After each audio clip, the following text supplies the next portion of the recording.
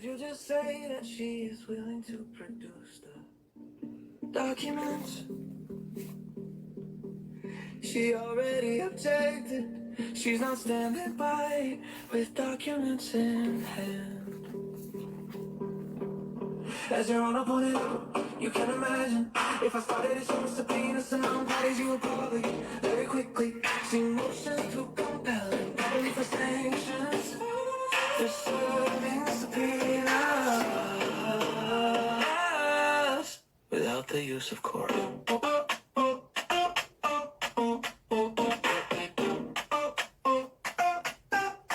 Without the use of court.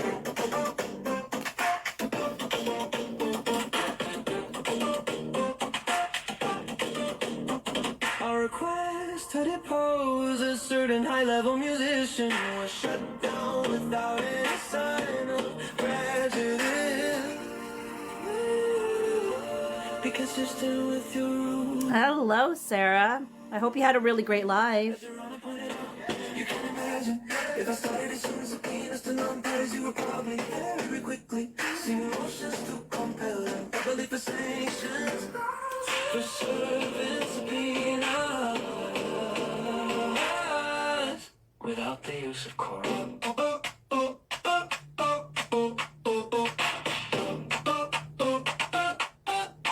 Without the use of court.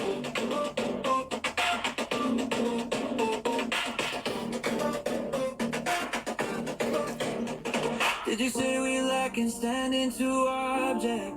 Did I hear you right? You're rich, not in millions, but in audacity. Did you hear me? You're rich, not in millions, but in audacity. It is a new song called Sanctions. Is entirely procedurally defective. Overbroad standing is not the issue. Standing doesn't rescue a late subpoena. As your honor put it, you can imagine if I started issuing subpoenas to non-parties, you would probably very quickly see motions to compel and probably for sanctions for serving subpoenas without the use of court.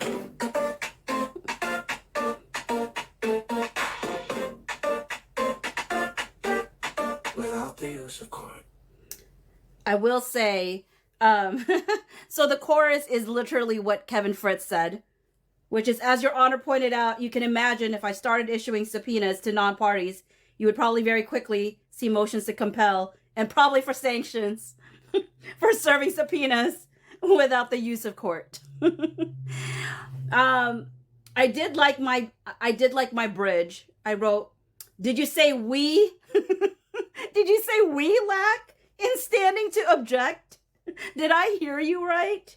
You're rich, not in billions, but in audacity. Did you hear me? You're rich, not in billions, but in audacity. Anyways, let's see here. It sounds like some folks were in Sarah's live earlier. Susan says, hi, Sarah, I was on your live. Clearly, I can't get enough of this case. Susan said, do we know who filed the extension of time from today around 8 p.m.? I haven't actually even checked the docket. I'm going to guess. Should I guess Blake Lively, and be wrong? I don't know. Nina said, Boccia ran over here. Hopefully you didn't have to run too far. I took that way too literally, obviously. Extension of time, maybe judge order on both. Susan said, yes, definitely guess first. I mean, I would guess Lively because even though she says she never asks for extensions, like I remember reading something where they're like, we didn't ask for extension here, and I'm like, but you've asked for extensions everywhere else. Okay. Okay, the extension of time needs pace. It's on Pacer. Oh, still, because it doesn't show yet here. There's 2 people praying for it or asking for it. It has the praying emoji.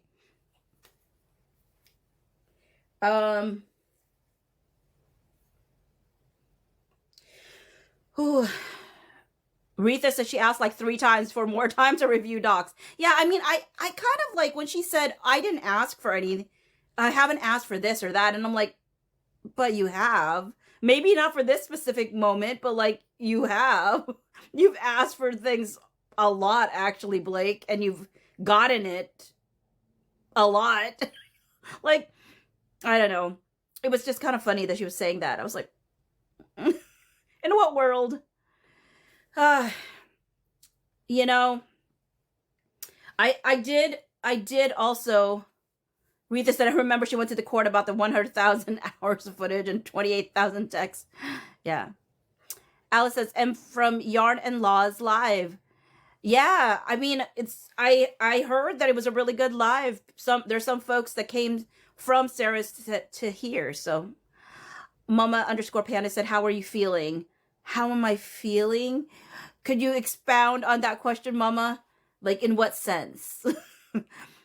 I can be more honest about how I'm feeling if I know in particular what drove that question. Yarn and Law said it's available now, Bocce. Oh, okie dokie. Let me.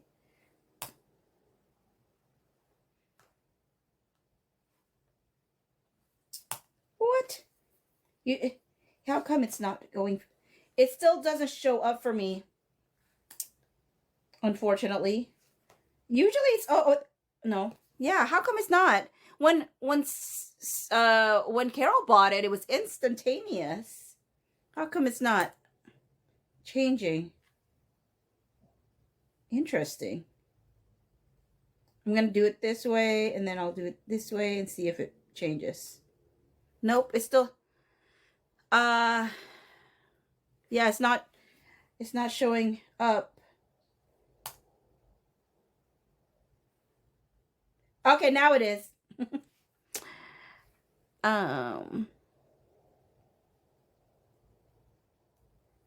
You're just checking in, Mama Panda.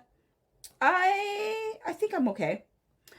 Okay, so November 25, it says, Dear Judge Lyman, in accordance with Rules 1D and 2K of Your Honor's individual practices in civil cases, Plaintiff Blake Lively respectfully writes, with the consent of defendants Wayfarer Studios, LLC, and Justin Baldoni, Jamie Heath, Steve Sarwitz, It Ends With Us Movie, LLC, Melissa Nathan, the agency. I should have just said the Wayfarer parties. Why did I start doing that? Okay, just the Wayfarer. Oh, sorry, Wayfarer defendants and third-party defendant Jonesworks LLC is to inform the court that all parties have agreed. Can you imagine? It's like Christmas. All parties have agreed.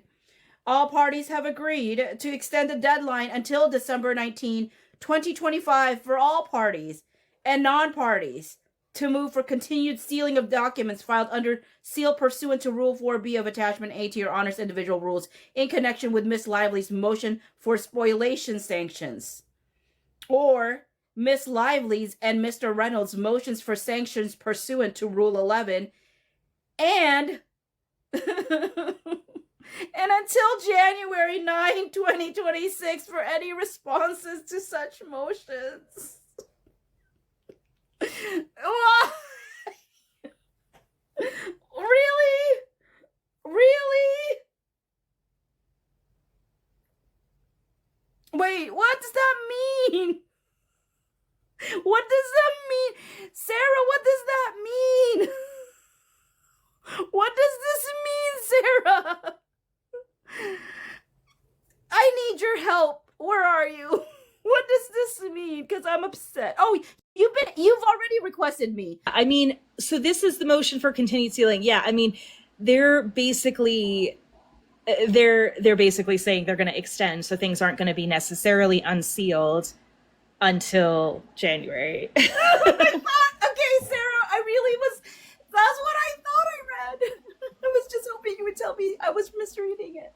No.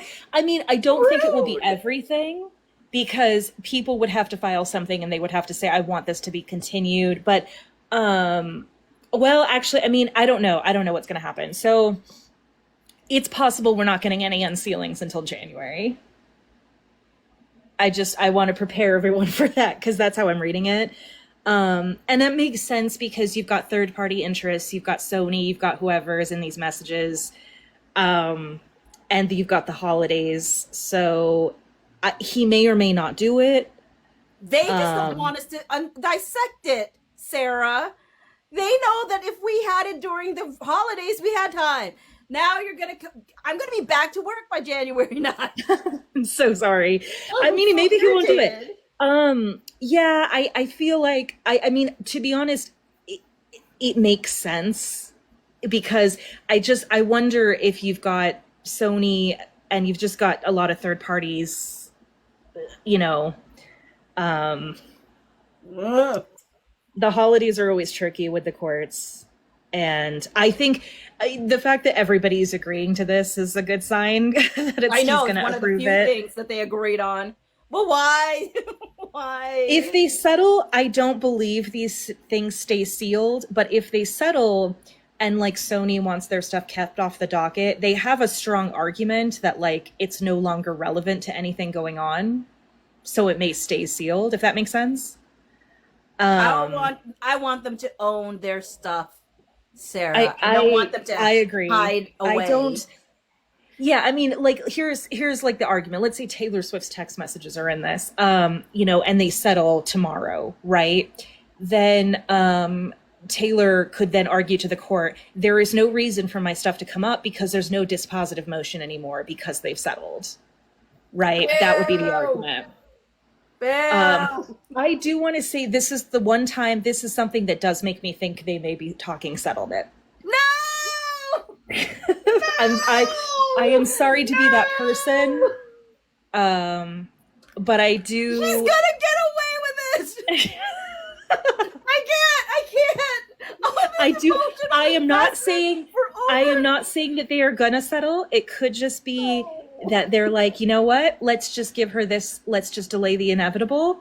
The other thing I do want to point out, just to give you some hope, just to give you guys some hope.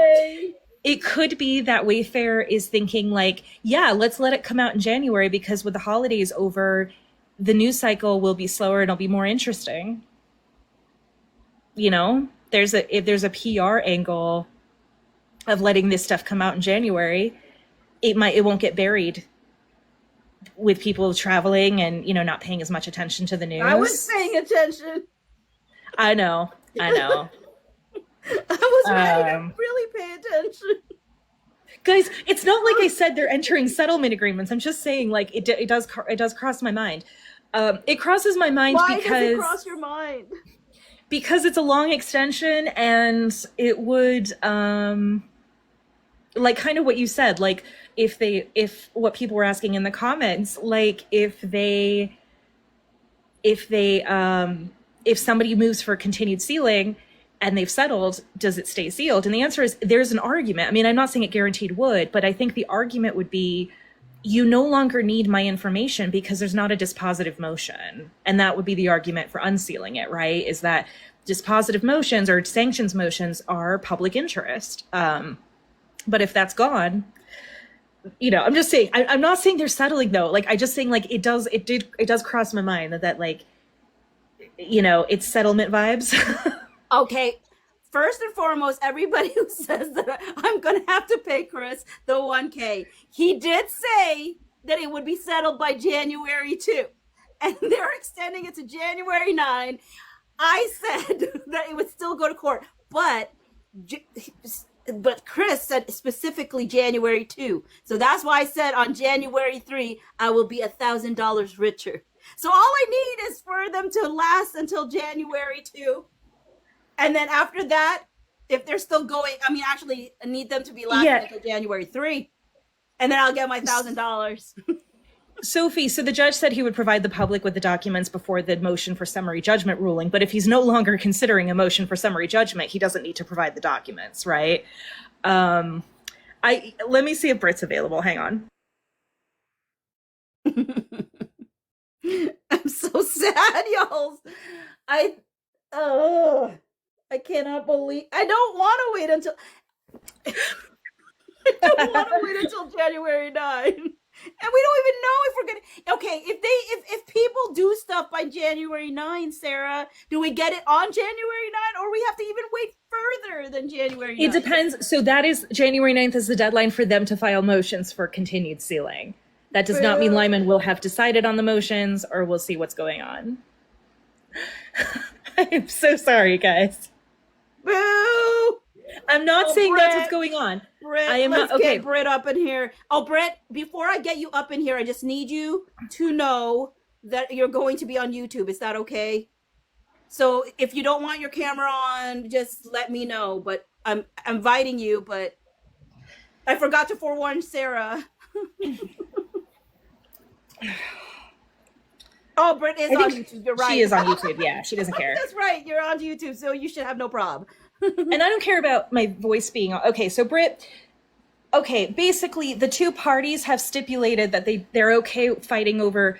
Okay, so they're filing an extension for the motions for continued sealing. They're extending that deadline to January 9th. And both everybody's agreed that they're extending, and this isn't like the unsealing. This is the filing motions for continued sealing. This is for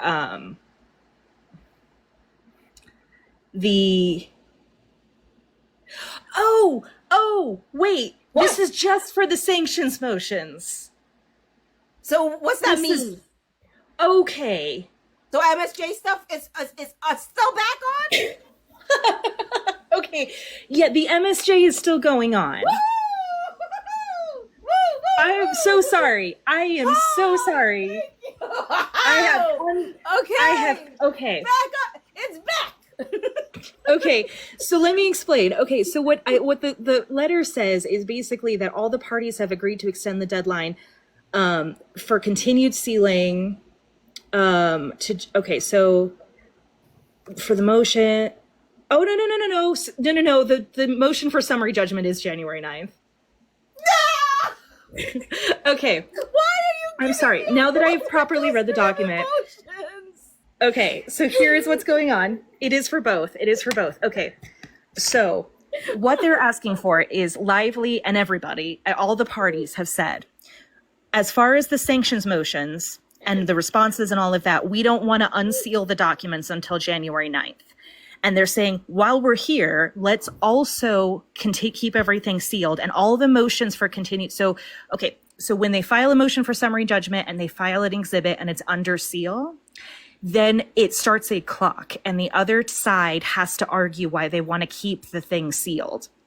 What they are saying is they want to wait until January 9th for anything related to the Rule 11 motions for sanctions or anything for the motion for summary judgment.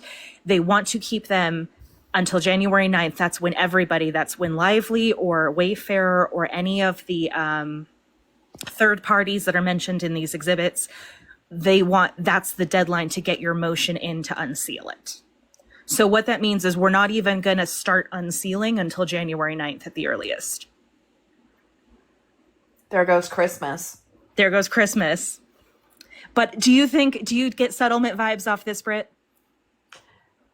It could be a lot. It could be a lot of things. I mean, it could also just be that there's so much seal that they want to make sure they get it right. That's true. Yeah. I don't know why that all of a sudden would be a concern now, but because Ryan Reynolds is in it. Makes sense. Settlement is absolutely a possibility. No! Settlement is always a possibility. Here's the thing. Filing a motion for summary judgment is leverage to get somebody to settle sometimes. Yeah. And Bachi, I was saying earlier, like, as much as settlement doesn't sound palatable to everybody, the idea that you could have a settlement where Blake is never allowed to say your name again, ever, right. probably sounds pretty palatable to these guys. Because no matter what happens at trial, she will be talking about it for the rest of her life. Bachi, I'm sorry, just with the hoodie and everything, it feels like Britt and I are your moms, and we're telling you that you can't go out after school. We still love you. Oh my God. I can't help but pout because I was so excited. I was ready. I was ready. And now, and you know what? You know what, Sarah? I also just started doing YouTube. I officially hit my first $100.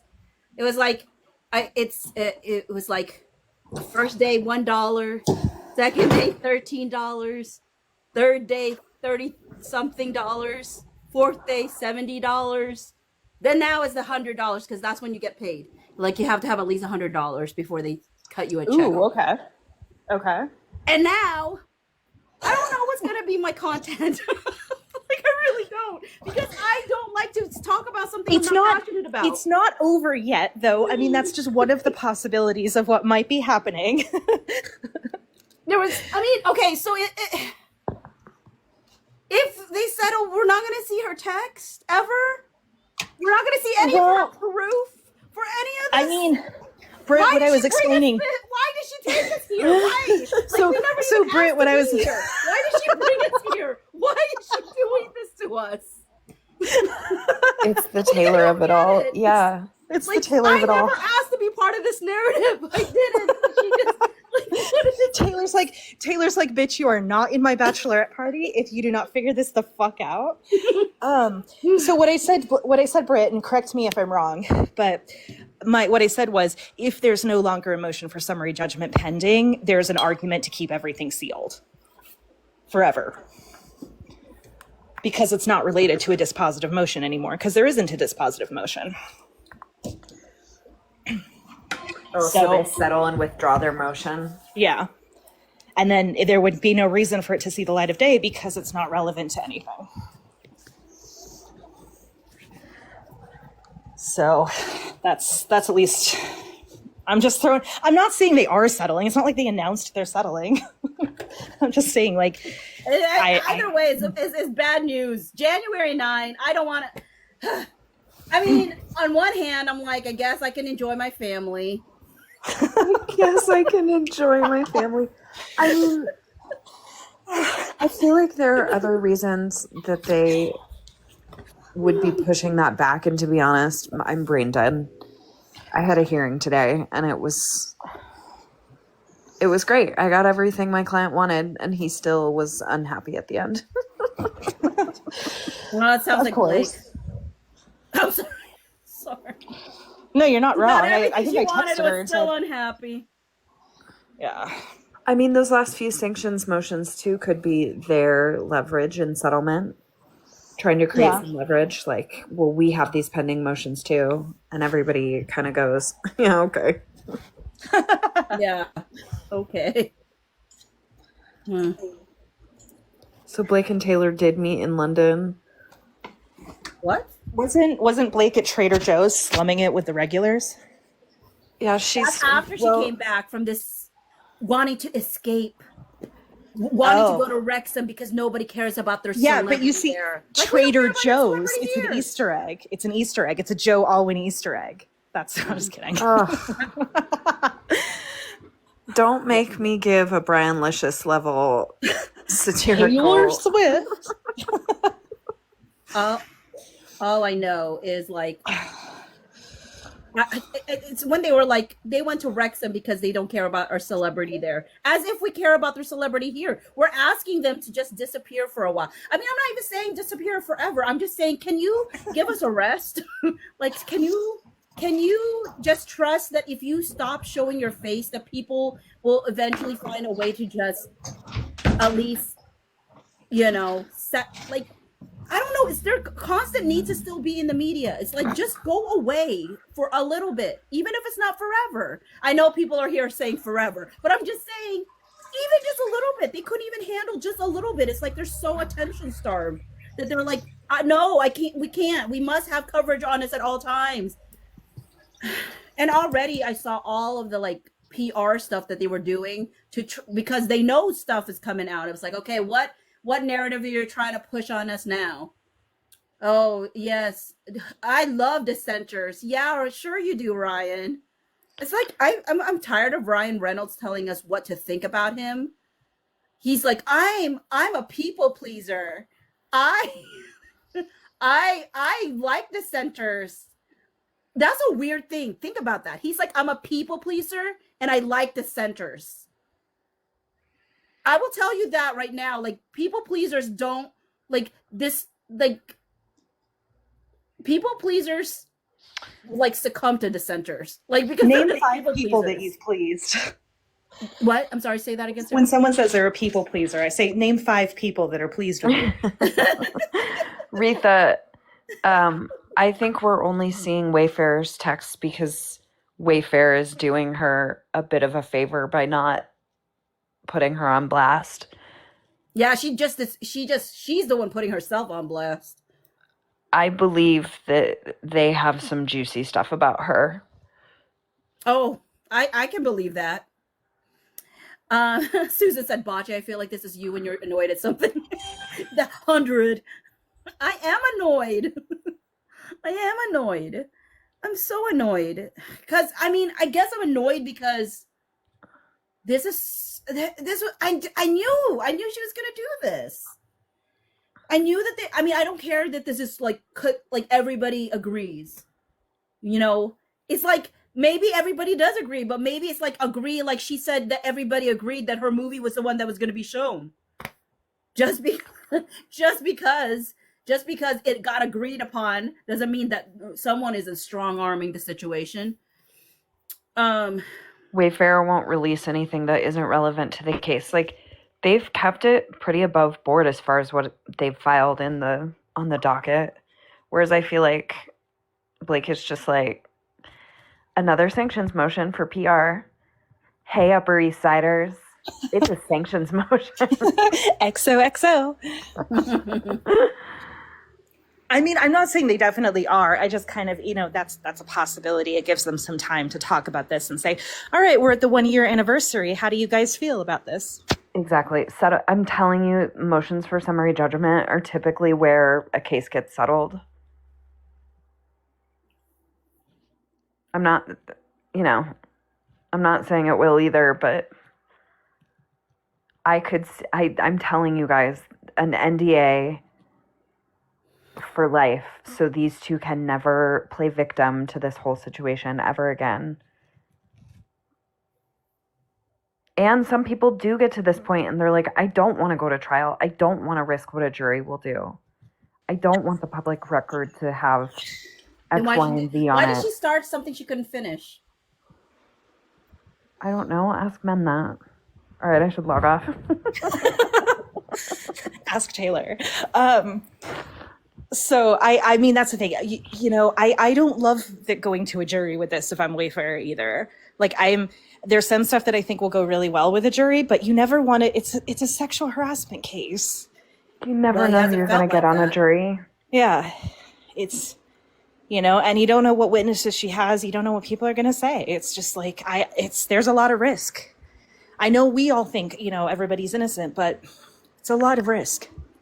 And for what they've spent up until now, they're going to spend 75% to 100% of what they've already spent just going to trial. Because we looked at all of the witnesses. I would bet real good money that when it comes to the joint pretrial statement and you list who you're going to bring to trial, it's a copy paste. So now you're preparing witness examinations for 50 people, 75 people. Like, how many people were on that list for her disclosure statement? 100? I think like 80 to 100, yeah. That's a crazy amount of people. And like, she doesn't have to narrow it down for them. I had counsel do that on my last trial, and it was really stupid annoying. I mean, some people you're like, we're going to kind of wing it. The judge may make her. Lyman's going to issue an order saying you guys can't settle. I need to know how this ends. Lyman's like, actually, it does end with trial. Thank you. Can he do that? I have not read 1,000 fucking things for you guys to just quit on me now. We are going to trial. Can he do that? No. No, he cannot. If the parties mutually agree to drop the case, then that's it. But they have to mutually agree at this time, or if she tries to drop it, they would get like attorney's fees and sanctions and stuff. They'd have to negotiate all of that, and that's the only thing. You trust her to stick to an NDA? No. She'll find a way. Yeah, she will. She'll find a way to like slip it into her language. Well, as a victim of Mhm. sexual harassment at work, as a victim, Ryan will find a way to creep it into his things as well. my wife has She's gonna been make a harassed. straight up movie of it. Yeah. Nice Pool 2.0. God.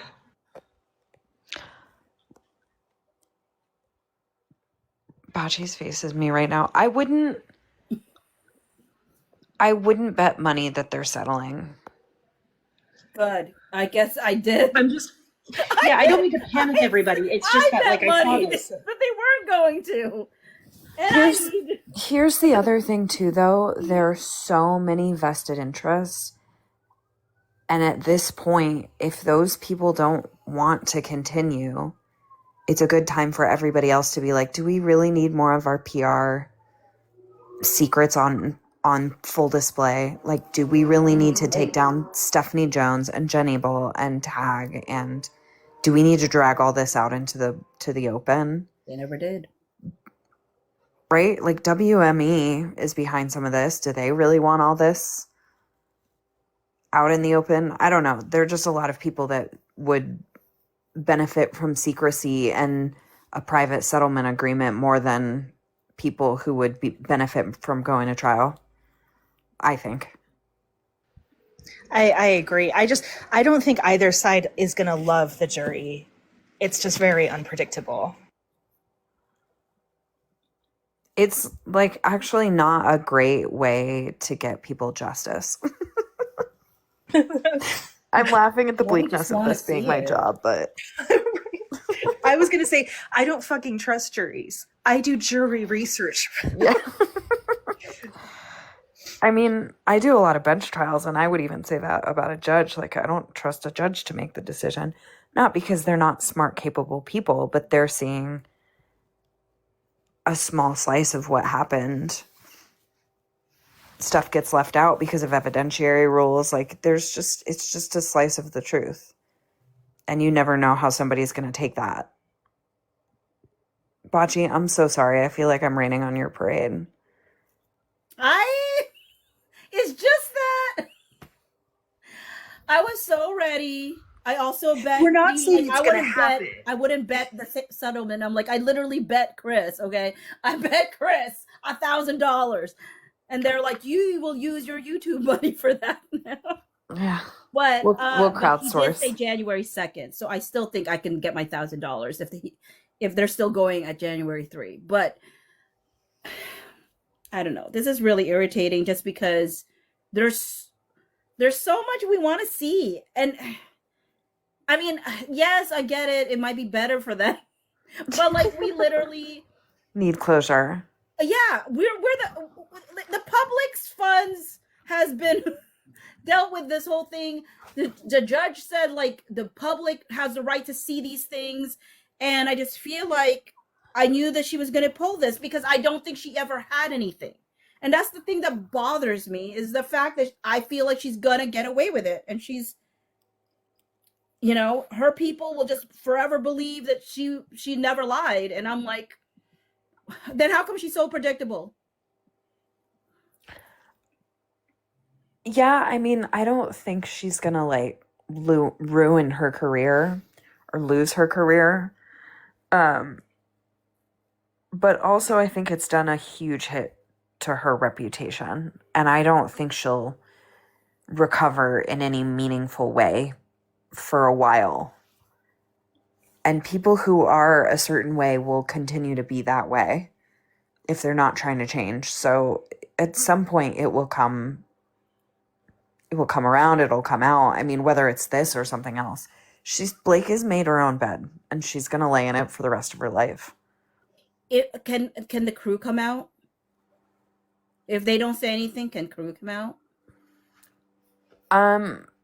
I feel like Alicia would be a better person to ask about that, because I feel like they're not allowed to talk about it unless they go to trial.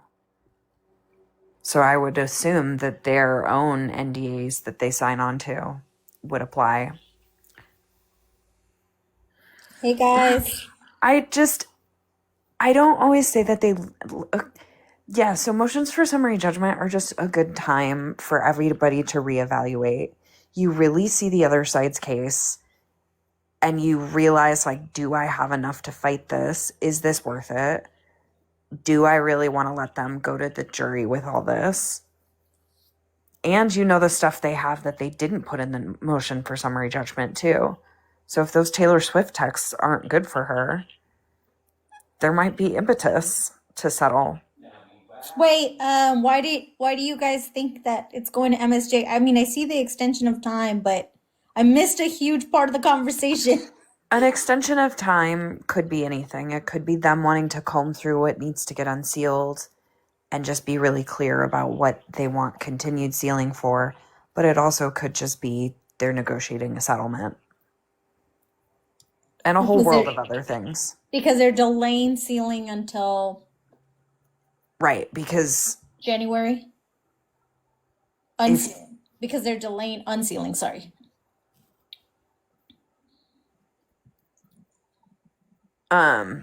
sorry, I was reading the comments.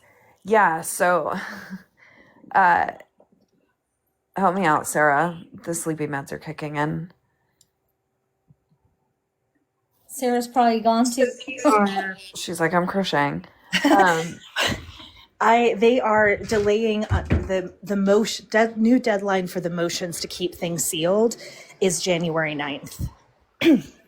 So basically what they're saying is it was going to be like early December, and they're saying, so now the deadline is January 9th for anyone from Lively-Side, anyone from Wayfair, anyone that's a third party to file a motion for continued sealing. So that's an extension of the deadline, and both parties have stipulated. And just my thought is that would give them time if they are negotiating a settlement behind the scenes. Alice, he can deny it. Like, Lyman can say no, but he probably won't if both sides are stipulating. But there's nothing other than that makes you guys think that it could be settled. I mean, just timing wise, like, I think we'd be foolish to think there isn't some sort of mention of settlement at this time. Whether or not it's like a serious discussion, I don't know, but like this is when settlement comes back around. You really want to take this to trial? Do you know what I mean? Like, this is how strong of a summary judgment motion we have. Do you want to take this to trial and let a jury decide? Why wouldn't, if it's Wayfair, my thought would be, why wouldn't Wayfair let it get dismissed at MSJ? Because Wayfair, I know people are like they've got a strong case, but I don't think it's a good. I don't know what everything is. I don't know what evidence she has, but it's not always a great idea to let this go to a jury. All it takes is just enough, just a scintilla of evidence to be like, there's a factual dispute over this thing they're claiming, and the judge will probably let it go to trial. I'm so gonna write a song. I'm so mad if it does. Like, I Like, really. if there's any sort of doubt of factual dispute. So on the other side of it, it's like, yeah, I have this really strong motion. But from Wayfair's side, it's like they have a little bit of impetus to settle as well, because the judge may very well say all of this goes to trial. If Baldoni settles, that's the end of his career. I don't think it is. I disagree. Yeah, I don't think it is. I think if they settle in the right way, there will be enough of a question mark over this case that people will believe what they want to believe. I also think he's smart enough to disappear from the public eye for a little bit, do some producer credits, do some behind the scenes work, and then come back for the exact right role. I think he's smart enough to do that. I think he's not a person that constantly needs attention like Blake and Ryan do. He was able to actually take some time away. Exactly. Fine. I think he knows the benefit of not being in the public eye for a period of time.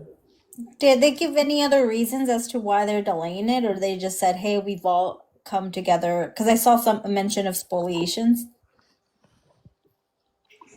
It was for the replies for the spoliation sanctions. I think the best argument is that like it's the holidays and people like Sony's legal team might be like, hey, we don't have everyone in the office right now and we need more time to respond and whatever. But I mean, yeah, there's other realistic reasons they're doing this, not just for settlement. Oh, so it's all Discover, even the stuff that they've shared for spoliation sanctions, because that's a lot, and the Rule 11, that's a lot of Ryan Reynolds stuff. I know. That's why we said Christmas is ruined. right. Wow. So I just Holiday know. reasons is like also a very realistic reason. Like courts are closed for a period of time, lawyers are out of the office. But there's Also, so many associates on this case. Like, I think Nag made this point at one point, like, to say that, oh, we can't get this done in time. It's like, there are like 30 lawyers on this case. You can't tell me you can't stick this in front of some associate and say, get this done. Come on. I just don't think they'll settle. They still have that New York Times stuff. And and sealing stuff only benefits Blake Lively. So Blake Lively may have moved to extend, and I mean they really can't fight it because the judge just sides with Blake Lively. No matter the reasons, they're like, Blake Lively has the support because Sony will probably file if they had said no. And whoever else that supports her behind the scenes would have probably come forward and said, we also want to keep sealing. And that also looks bad for Wayfair when Blake Lively has support for extensions of time that Wayfair said no to.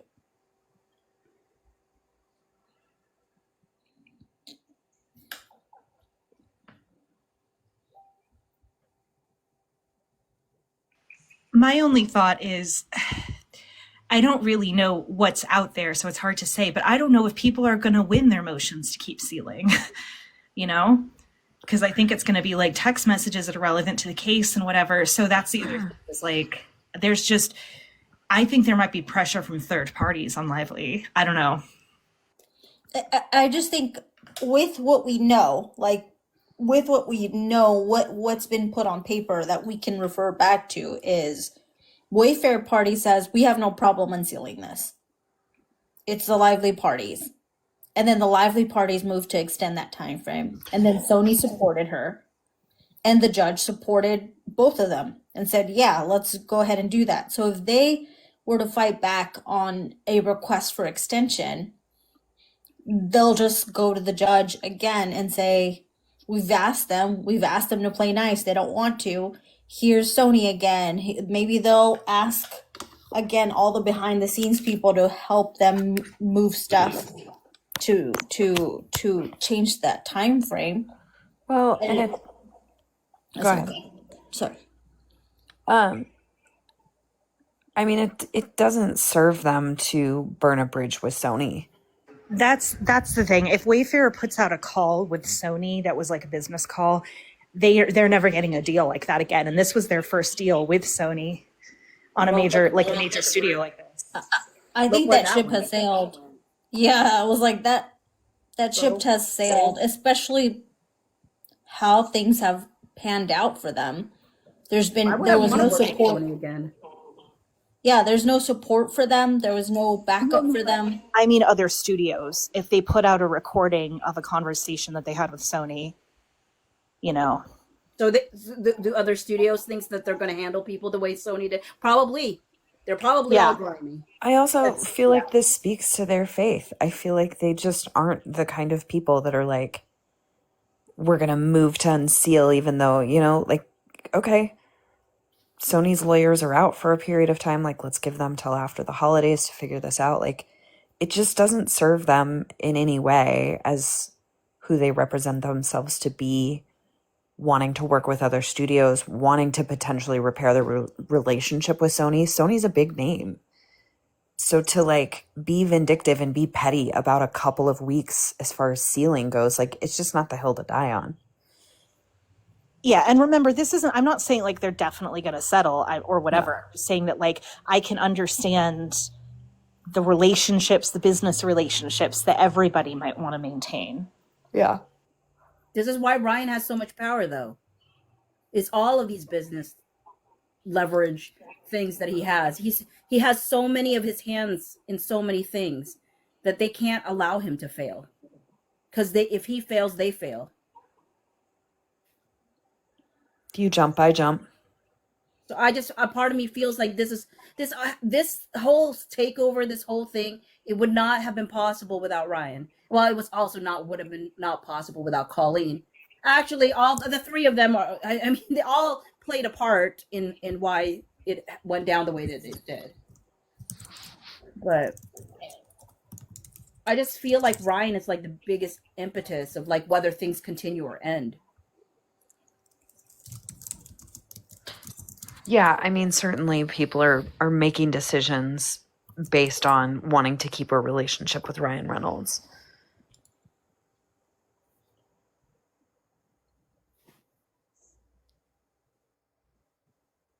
I mean, realistically, that's probably why Blake got this role to begin with. Yeah. I have a request here. Alice, I haven't ever brought you on before, but I have seen you engage. So I'll still bring you on, but I just want to let you know that this will be end up on YouTube. So I just want to confirm that you actually are fine with that, because So anything you say and do will be put on YouTube. So just want to confirm. I'm gonna accept you, but just FYI.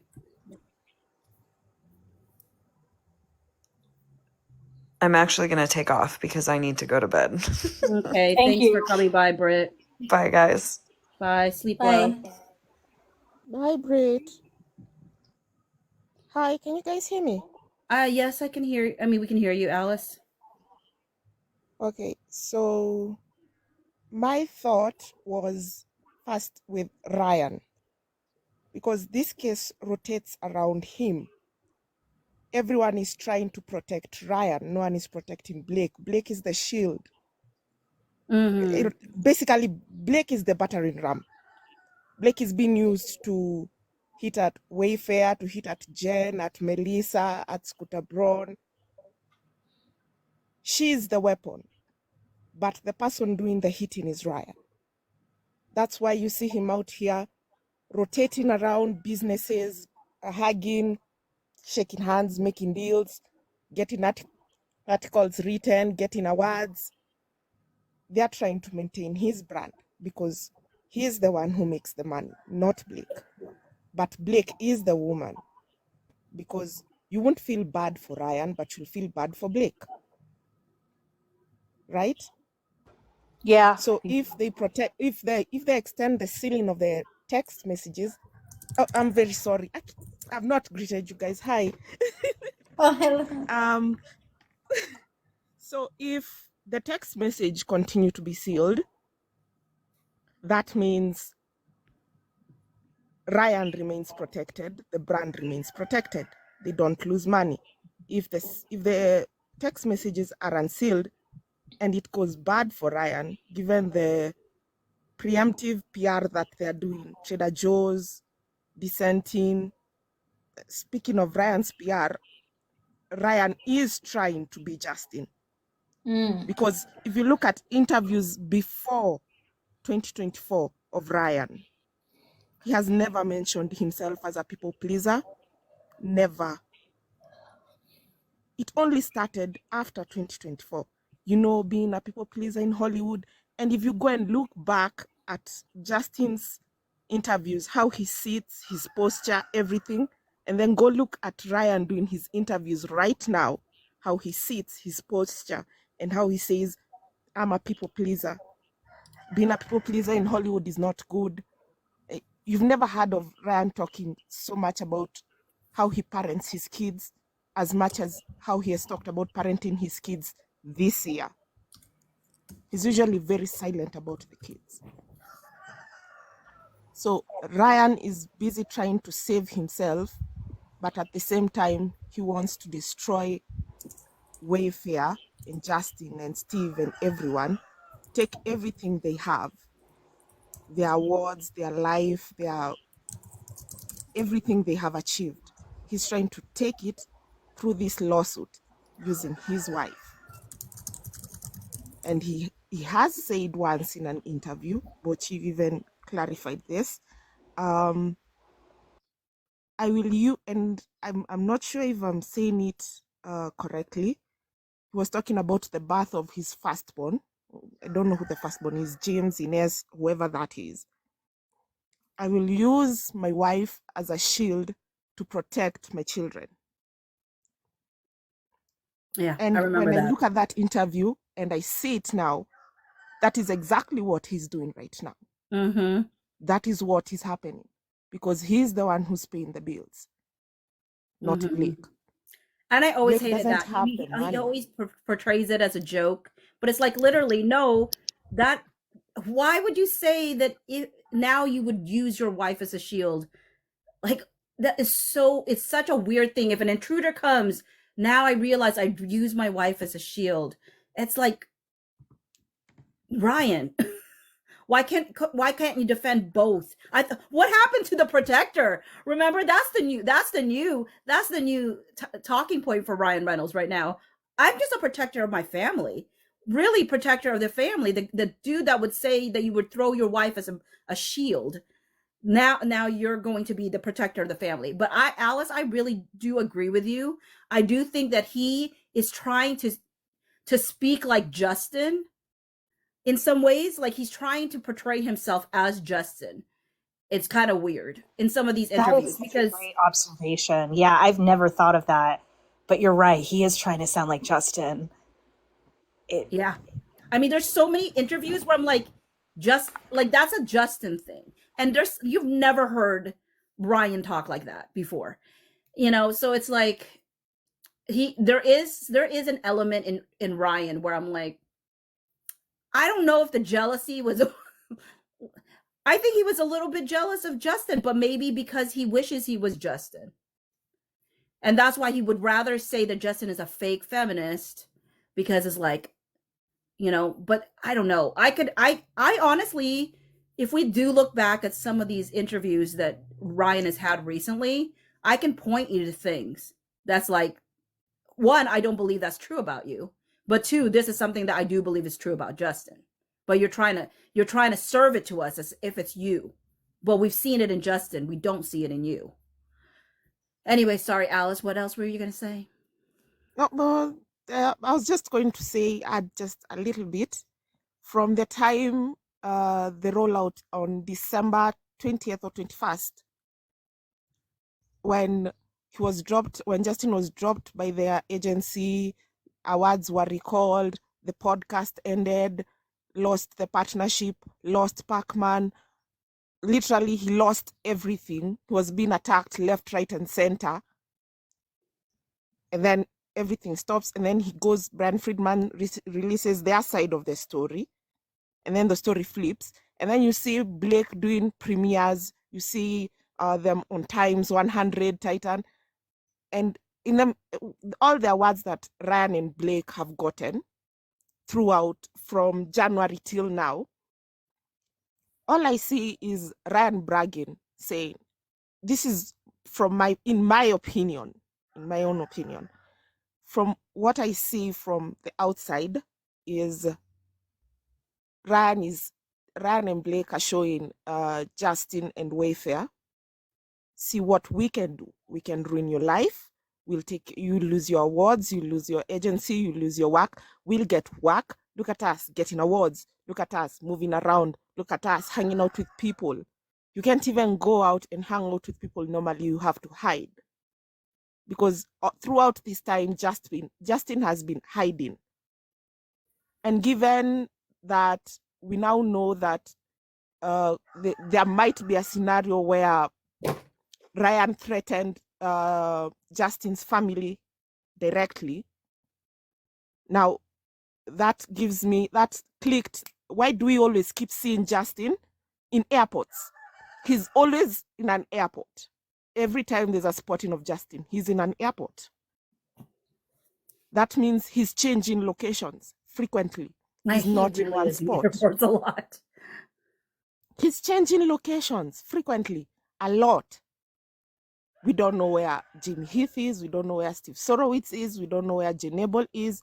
We only know where they are if someone spots them on an airport or they have to make an appearance in New York. We never know. We never see them, like, apart from the Disney one. Apart from the Disney and the Nashville one.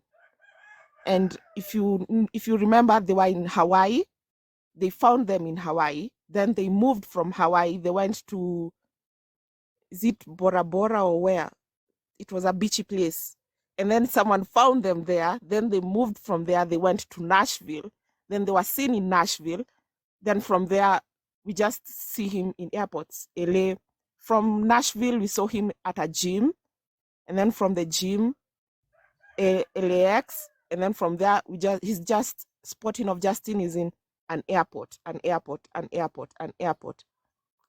Mara in Sweden, comes back to the US, Sweden, US, Sweden, US. And if it's in the US, he's changing location frequently. He's not seated in one spot.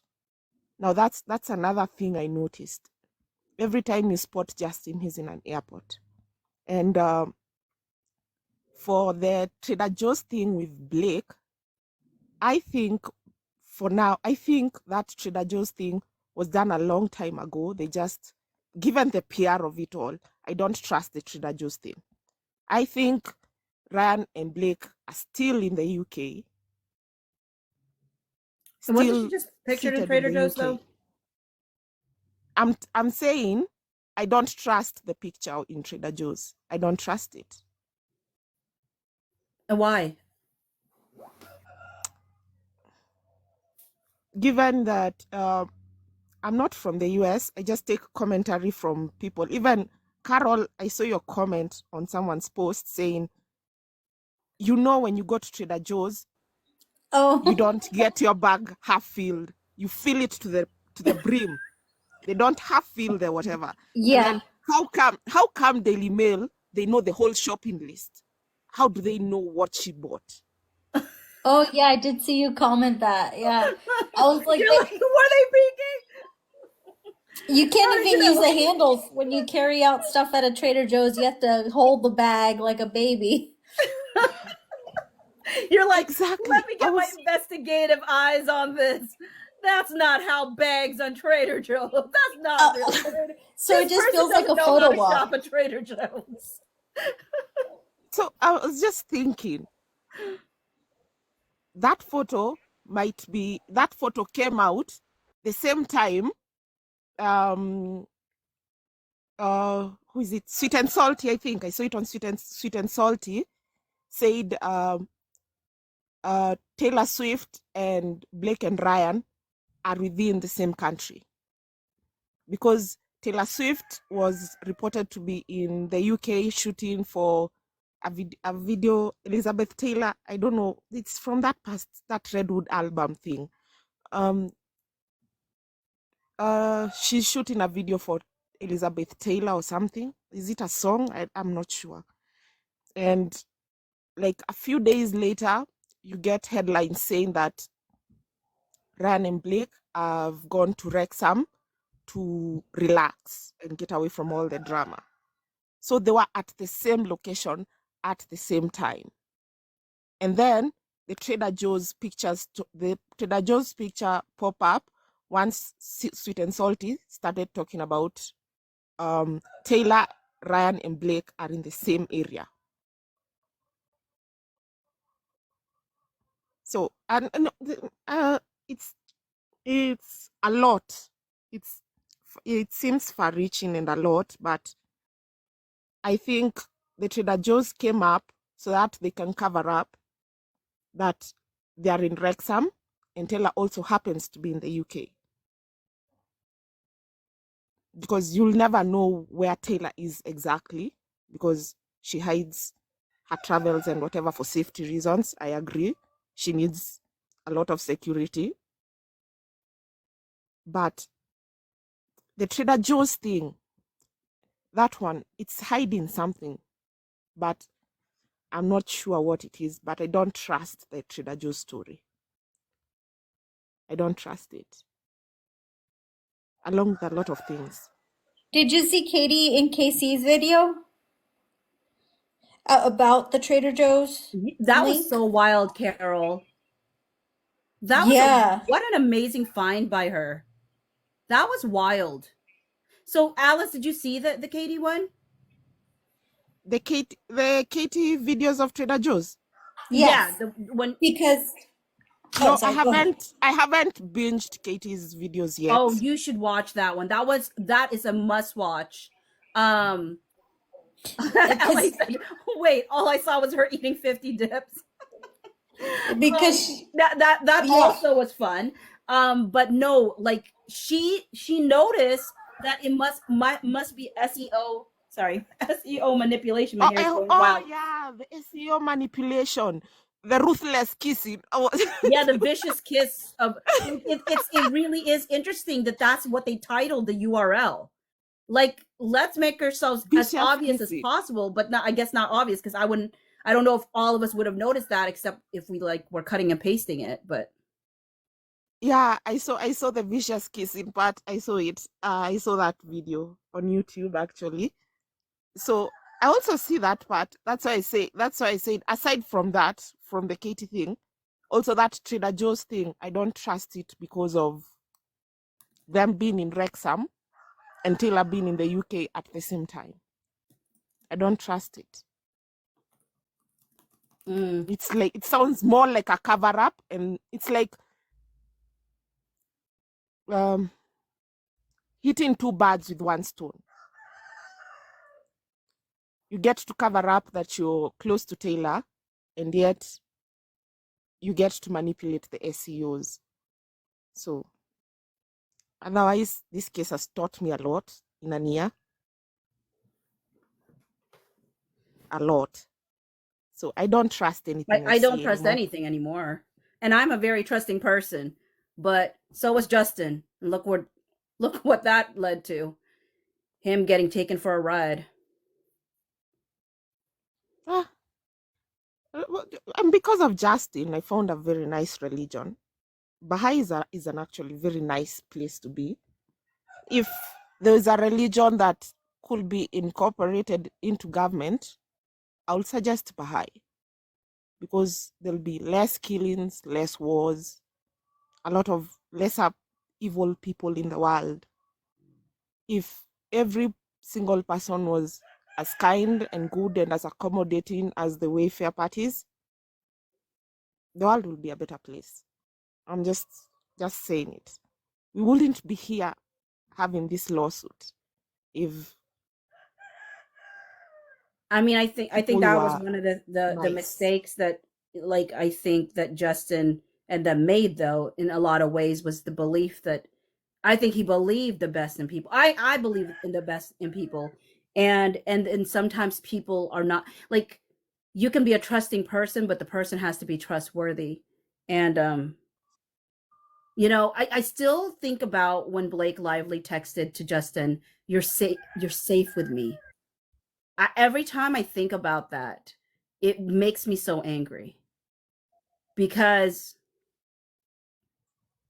oh, bye, Sarah.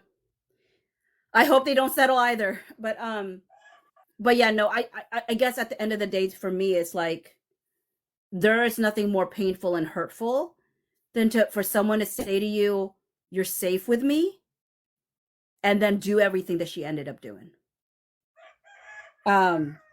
There was nothing safe about her. There's nothing safe about There was nothing safe Blake, about because her. if what Brian Friedman alleged around April, May there about her using text messages between her and Taylor Swift as leverage so that Taylor Swift can support her, she has never been a safe space for any of her friends. And I don't think she's also a safe space for her husband. And I don't think her husband is a safe space for her. That's why they're still married.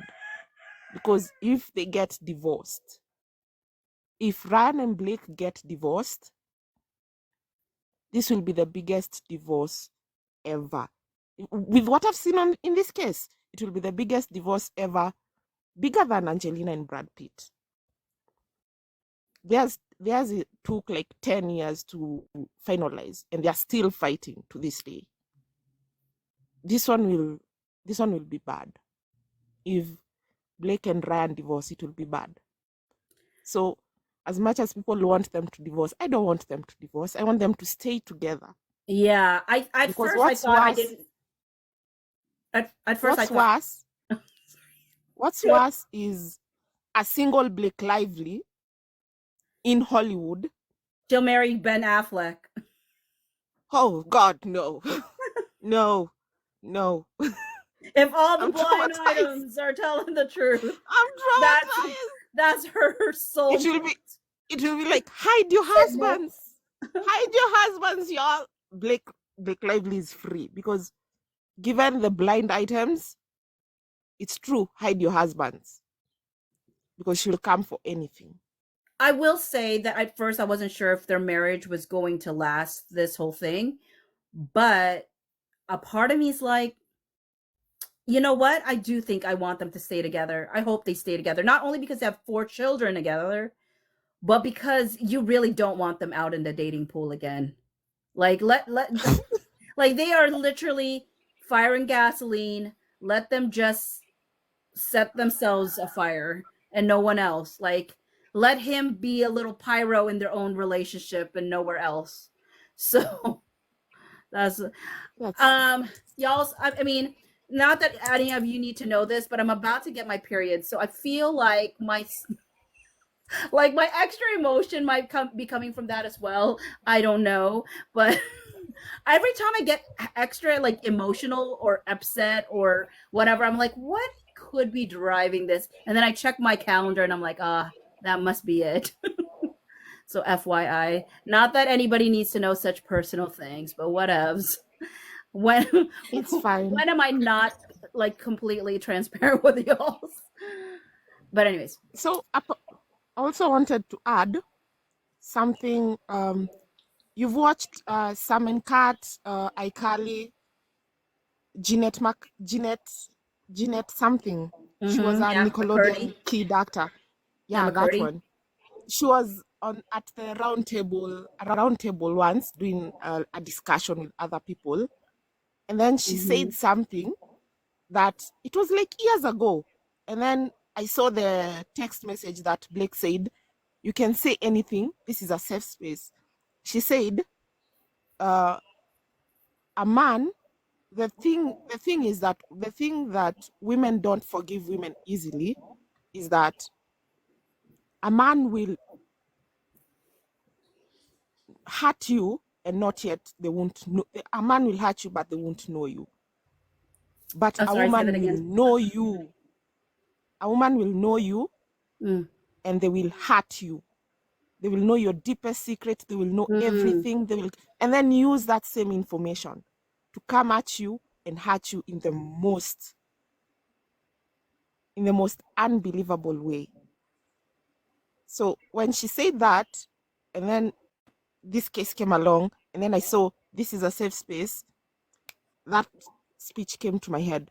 A woman will know your darkest secrets. They will know everything about you, depending on how good they are as a person. That's personality also is involved. If they are a good person, they will know you and they will help you. But if they are not a good person, they will know you and then they will come back, turn around and hurt you when you least expect it. So that also clicked for me with this case. A lot of things, I like storing things at the back of my head. I have a saying at home, what you say in this house will be used for or against you. So I like storing important information in my head because one time it's going to click into place. It will make sense at some point. So even though they are extending the ceiling of all these texts, at some point it will make sense. We have to know. It will make sense why they are doing this, why they didn't renew their claims, their counterclaims against Blake Lively, Rand Reynolds, and Leslie Sloan. It made sense afterwards. They are exploring their chances of appealing the case. The sealing, the extension, the giving Lively everything. It has a point. The judge basically bending backwards to give Blake Lively everything. It has a point. So we don't know what the point is until we get to trial. That's why I'm devastated about even the thought of them settling. It I will be would the be biggest I would be so cliffhanger I've annoyed. gotten. It will be a cliffhanger, and I hate it. I know. You know, if my dad was still alive, and he cared about this, if he cared about this, it's like, okay, my dad and I we used to watch Dateline together, okay? The worst Dateline episodes that he absolutely hated was the one that didn't have like a conclusion to it. And whenever we ended up watching a Dateline that didn't have a conclusion to it, he said, why did we just waste all this time watching this whole thing? Why? And so, you know, that's what I feel. Like, why did you drag me into this, Blake Lively? Why did you even start this? You know what you could have done, Blake, if you truly were SH'd and had this alleged, smear campaign. So alleged SH and alleged smear campaign. If all of this was true, you should have gone to trial. Then you could have done your New York Times. But the fact, the fact that you decided to do the New York Times hit piece first, that is the problem. Because that's what made everybody come into it and care about it. Do you know if she just went to trial, straight to trial, nobody would be caring.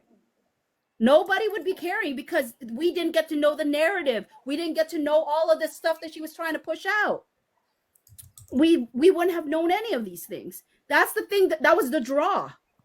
So if she just did it the normal way, the regular way, if she just let the CRD, she just let the folks do the investigation instead of doing a right to sue.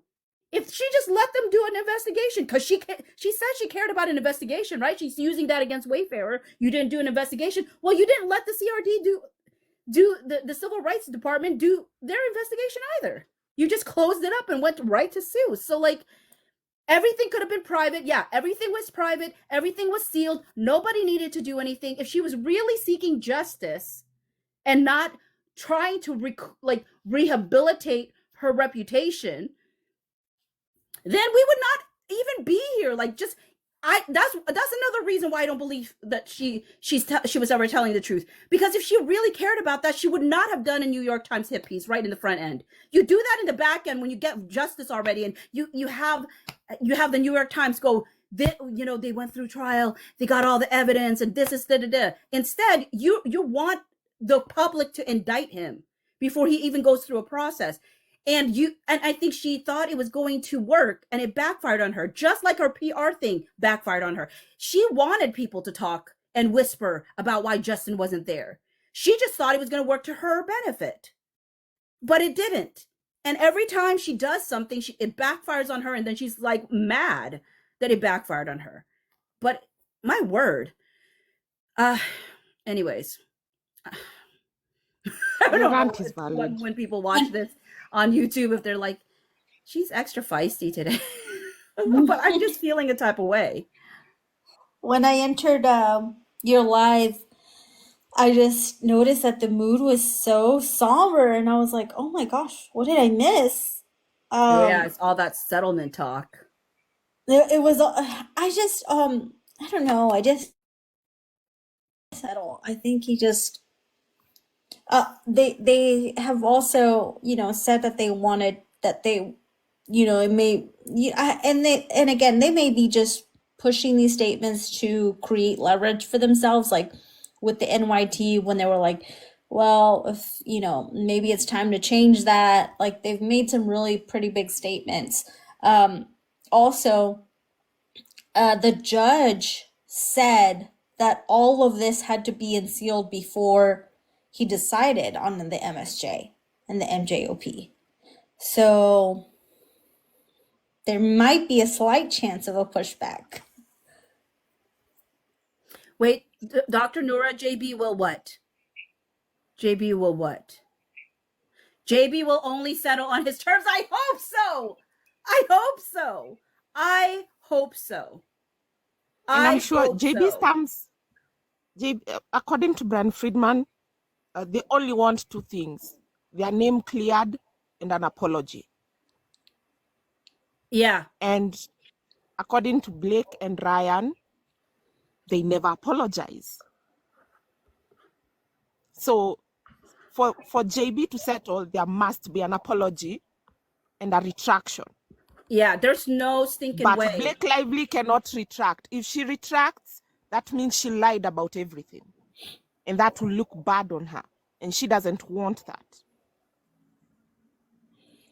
And I think that's why they're trying to dress Brian Friedman out, so that they can force the remaining lawyers to settle on the terms that Blake Lively has set that do not include retraction or apology, in my opinion. Yeah, go ahead, Carol. Go ahead. Oh no, I was just gonna say I'm drinking in what Dr. Nora is saying, because I'm like, let it be so. She's saying, I'm telling you guys, they won't settle. They won't that's settle. what Portia said, trust. And I'm like, yeah, they won't settle, guys. Like, they have ruined JB's reputation. They're not going to settle. I just want them to be held accountable. I really do. And there was a statement that NAG said, and she's like, look, sometimes in the justice system, we don't get fairness and we don't get justice, but we always get the truth, especially in cases like this.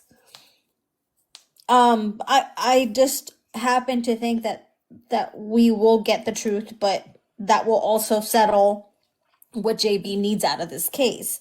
I just, they ruined his career. There's no way. The stuff that's going to come out it's only going to ruin or damage BL, and let's just say damage, and RR, because the damage for Justin has already been done. There's nothing more that can come 100%. out that's worse than being called a sexual predator, Mhm. There's nothing worse than that. So Mhm. there's only upside for JB, because this is the low of the low, what they've called him. So yeah, I don't think it's settlement talks. I really don't.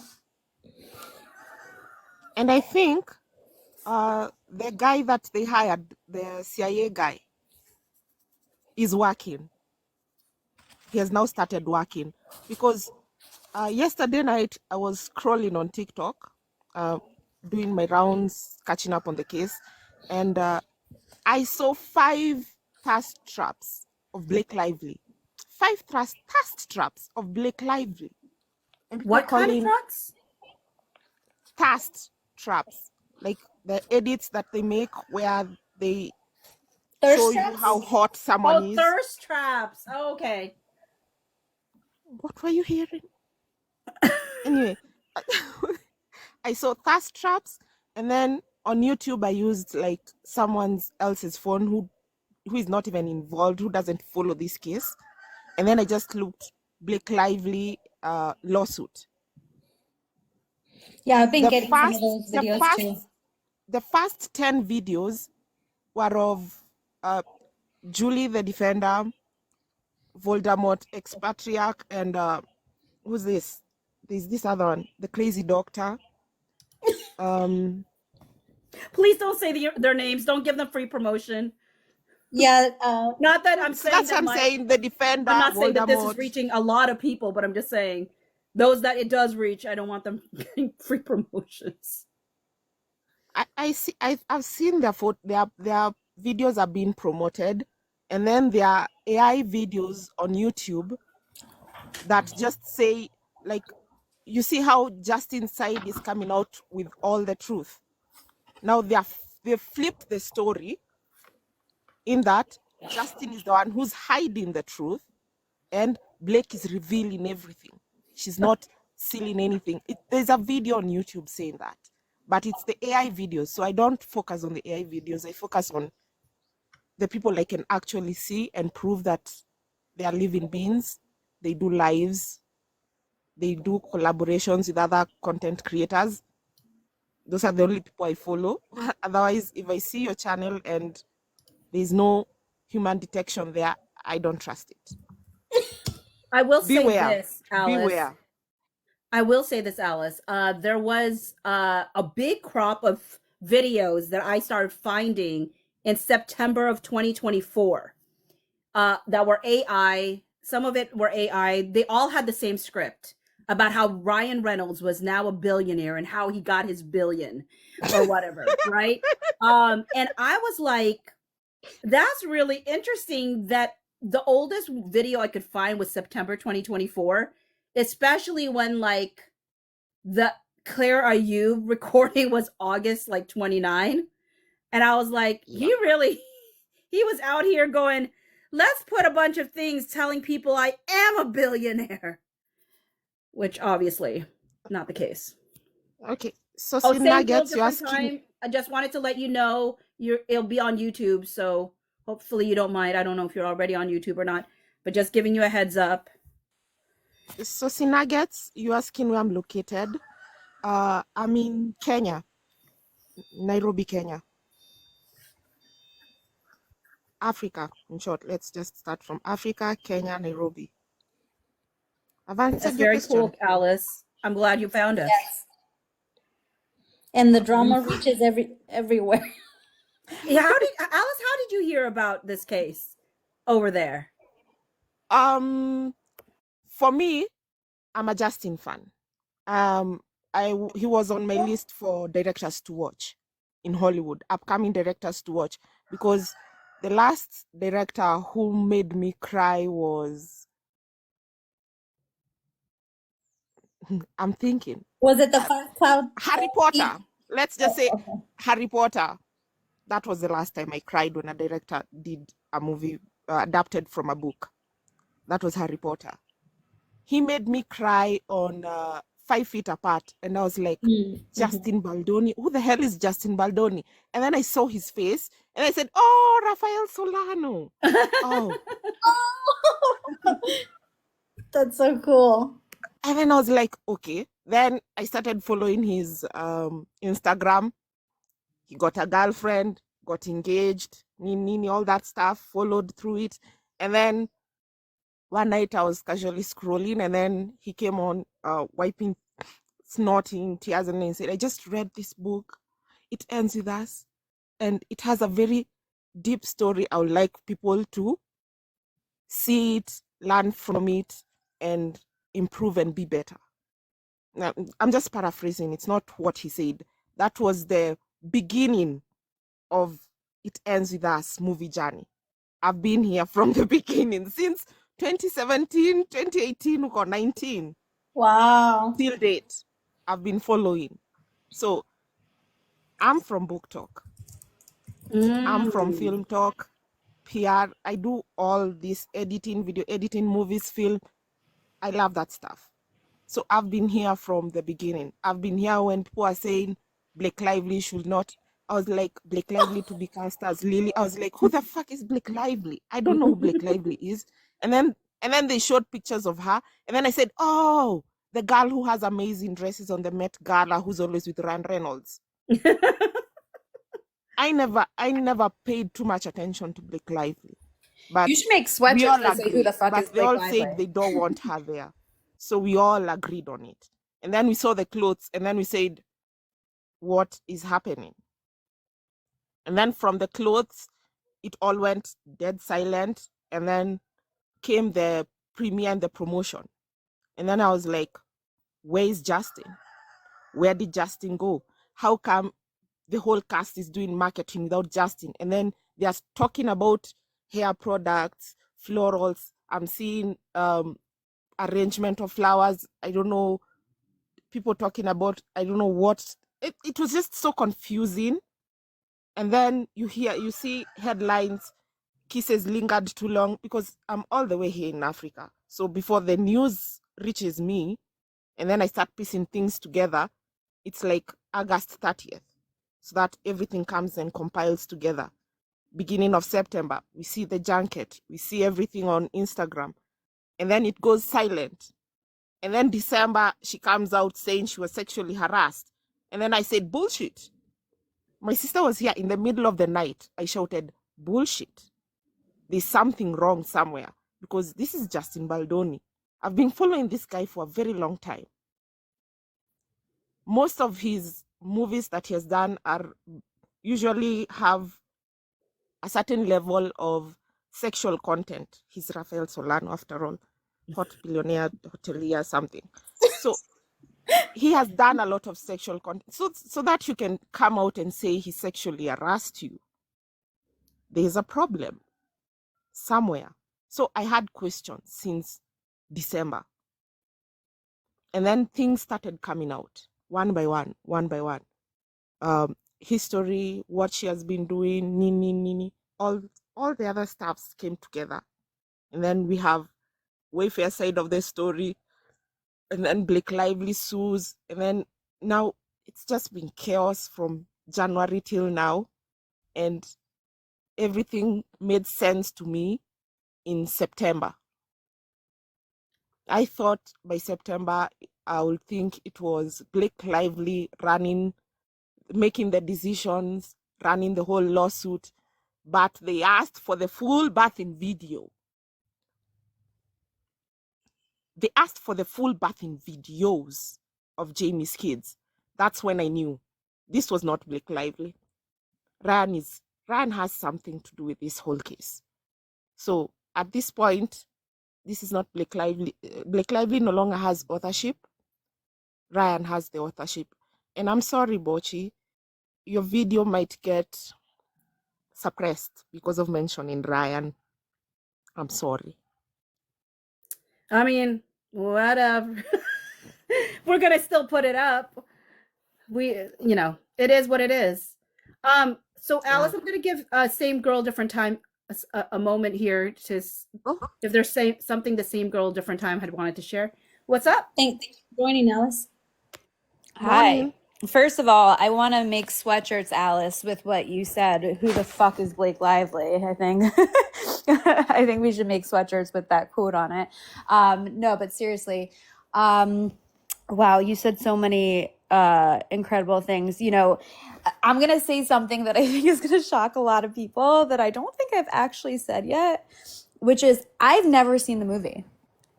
I have actually never seen the movie because I was so turned off by the marketing of the movie. And that had nothing to, as a survivor, right? I'm a survivor. I've said it before.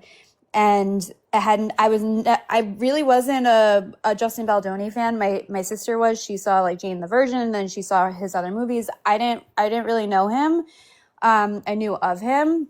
I used to watch Gossip Girl. I have met, I met Justin more recently, I would say. Recently, before all this came out. I've met Blake, I've met Ryan, but there was something that just really turned me off. And I think it's a combination of how Blake marketed the movie. I think it's also, there are things about it and I'm curious to hear other people's opinions, especially people who understand domestic violence and who understand survivors.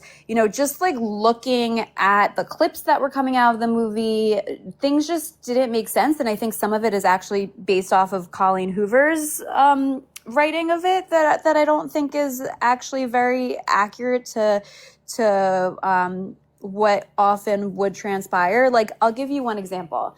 The clip that I have seen circulate so many times where she's holding the newborn baby saying that she wants to get a divorce. I'm not saying that would never happen, but like, to me, it was shocking. That's not usually like psychologically when somebody would say something like that to their abuser when they're holding their newborn baby. There were just things like that. And then again, that's Colleen Hoover's writing, but I think unless it was changed, and just like everything with the marketing that just really turned me off to the movie and then made me really see this case quite differently, right? With how everything transpired, regardless of what, Baldoni's side said, regardless of what Lively's side said, taking a step back and just seeing these patterns of behaviors that they exhibit, right? Seeing the patterns of behaviors that we've seen from Blake Lively for a really long time. Her joking around about how she likes to control people, her joking around about how she turned everyone against Penn Badgley on set of Gossip Girl because she didn't like them, and she's accused of sexual harassment. And if there's something that I really want to stress, I guess, that I haven't spoken a lot about either, is there is a major difference, not just a legal difference, but there is a major difference that we have to acknowledge between being uncomfortable and being harassed, okay? There could be things that make somebody feel uncomfortable, okay? I'm not going to judge somebody for feeling uncomfortable. Now, listen, obviously some judgment's going to come out, and me seeing how often she makes sexually explicit jokes at her male co-star's expense and talking about that makes me question, okay, how uncomfortable could you have been with him mentioning certain things that you're claiming that he mentioned, when this is like, you do this on camera, not just behind the scenes, you do it in front of the world. But besides that, you know what? If it makes her uncomfortable, let's just say it does. Let's say we know that. It makes her uncomfortable. That is not harassment. There is a difference between what is discomfort and harassment, and throwing out language like sexual harassment, abuse, things that people are throwing out when it came to this case and when it comes to this case is really detrimental for survivors. It's really detrimental for truly properly targeting these problems that exist within the workforce, that exist just for females walking down the street, which exist also for males, right? Because males could be harassed, and there could be abuse of power and questionable dynamics, right? I know that often people talk about this and they say that when you're talking about harassment, you're talking about a power dynamic, right? And there's so much nuance to this. And people are so quick to latch onto, well, female, male, or thinking that sexual harassment means that it just needs to be sexual in nature, where it could just be based off of sex, like male, female. It doesn't even have to be sexual, right? It's just, I wish people were more informed about what these terms mean, what they mean legally, what they mean psychologically, what they mean within the mental health space, because it really, really does a disservice to people, to survivors, to people who are going to be future survivors, unfortunately, who are going to go through this, for people to misconstrue what harassment is. Right? It has to be persistent and pervasive in nature. There are. It has to be a pattern too. It has to be a pattern. There has to be, right?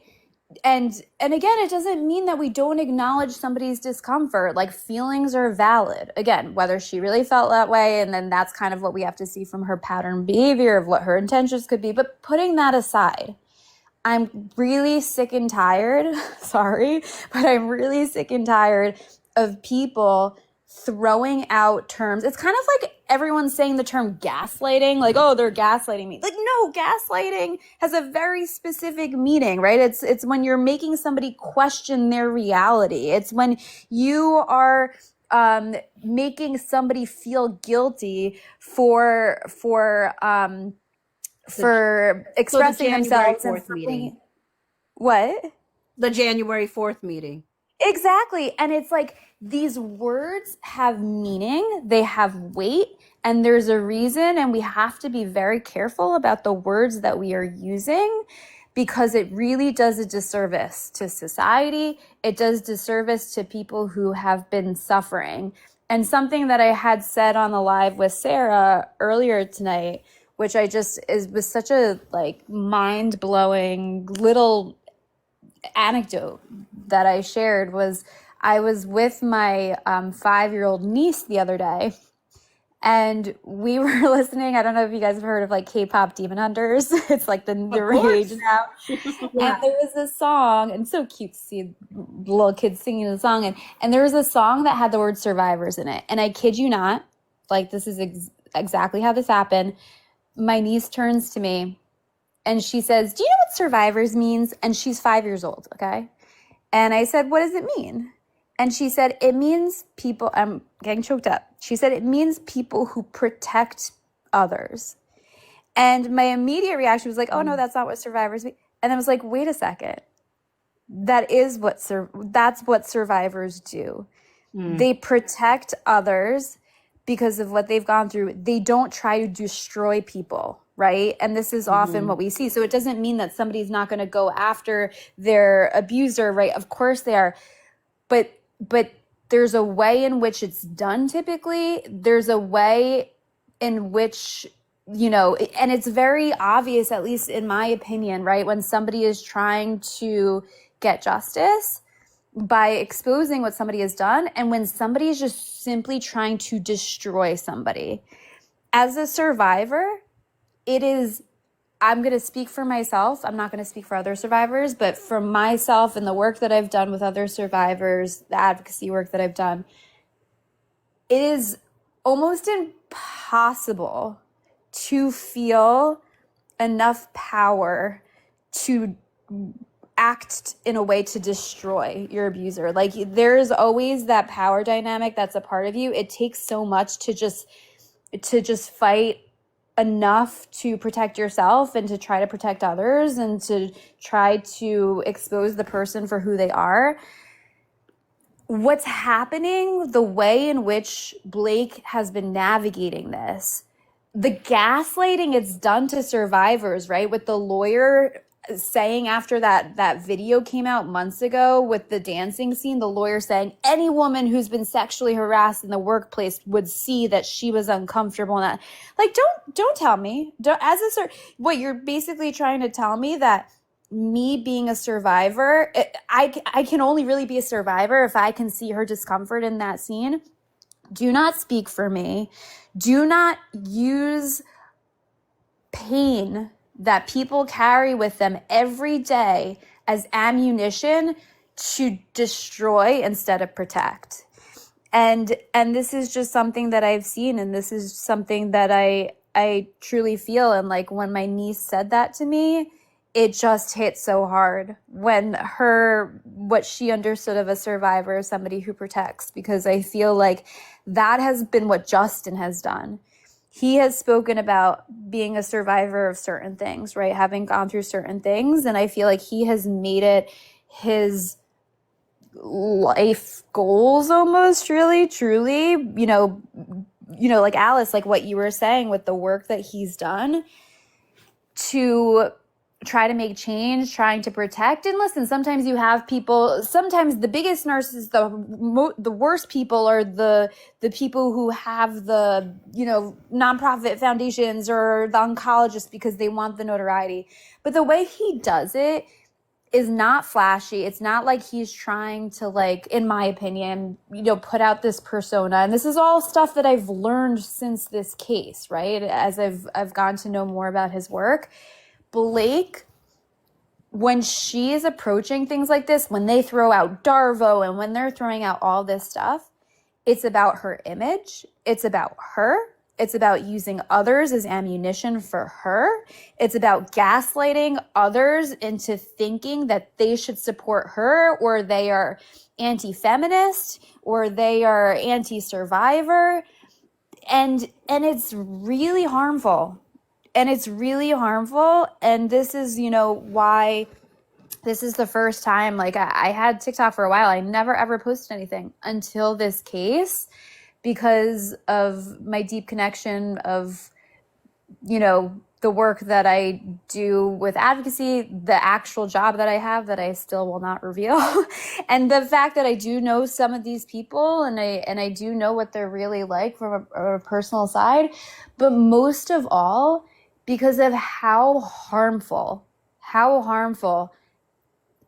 it is to have these individuals who have so much power, have so much money, have so much influence, have been so manipulative for years. This goes way before it ends with us, with Ryan and Blake, from what we've seen, in my opinion. Have to throw that out every so often. But you know what I mean? And it makes me sick, right?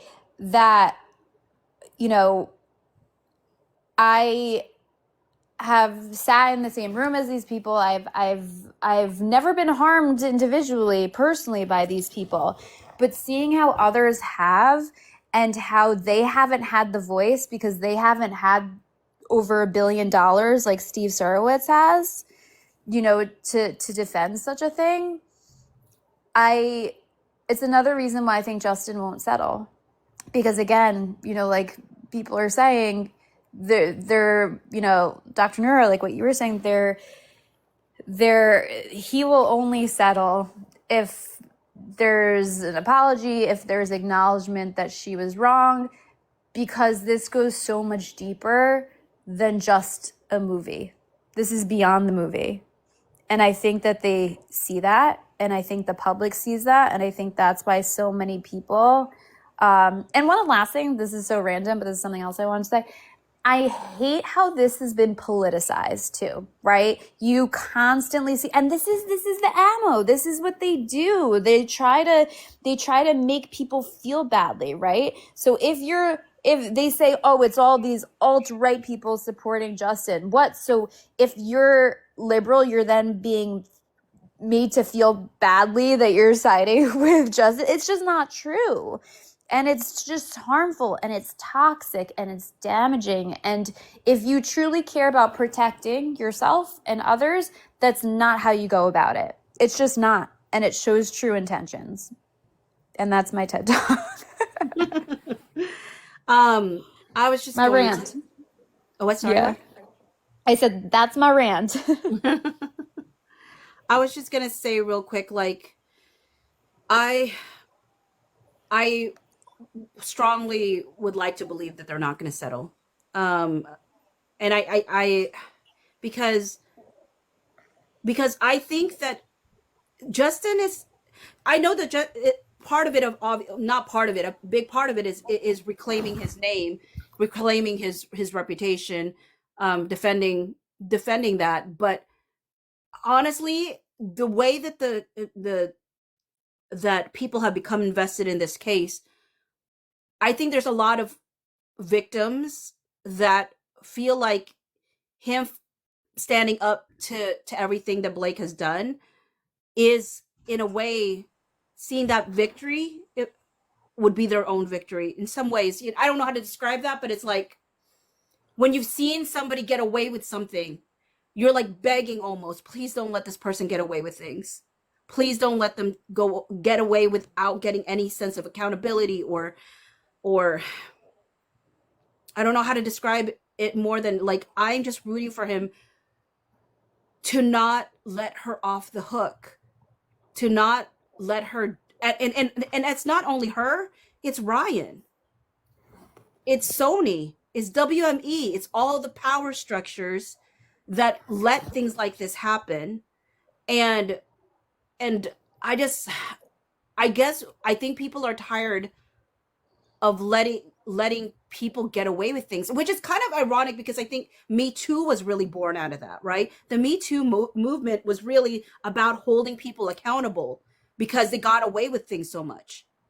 And so I think that's why it left a bad taste in my mouth, watching Blake Lively weaponize Me Too and 47.1 to try to get out of her, like, the consequences of her own bad behavior. Like, I was tired of seeing that. It's like, don't use women's movements and then claim you're for women when you only use it and then you forget about it. She made a big deal about 47.1. When has she talked about it again? When has she done any advocacy for 47.1 when she realized it wasn't going to help her any? When does she advocate for any of these things? She advocates for the window of time that it matters to her case. And when it doesn't, she moves on. She like literally forgets that it was supposed to matter to her as a woman. And also, it's hard for me to think that she is pro woman when she's out there literally like writing Christy Hall. I'm sorry that you know how hard it is to be a woman in this industry. As you thanked the husband for rewriting 99% of the iconic rooftop scene. Okay, I mean, you got the first AD fired, who was a woman, who, no, like no knock to Chris Sargent, but like, it ended up being a man who ended up taking that role that she got fired.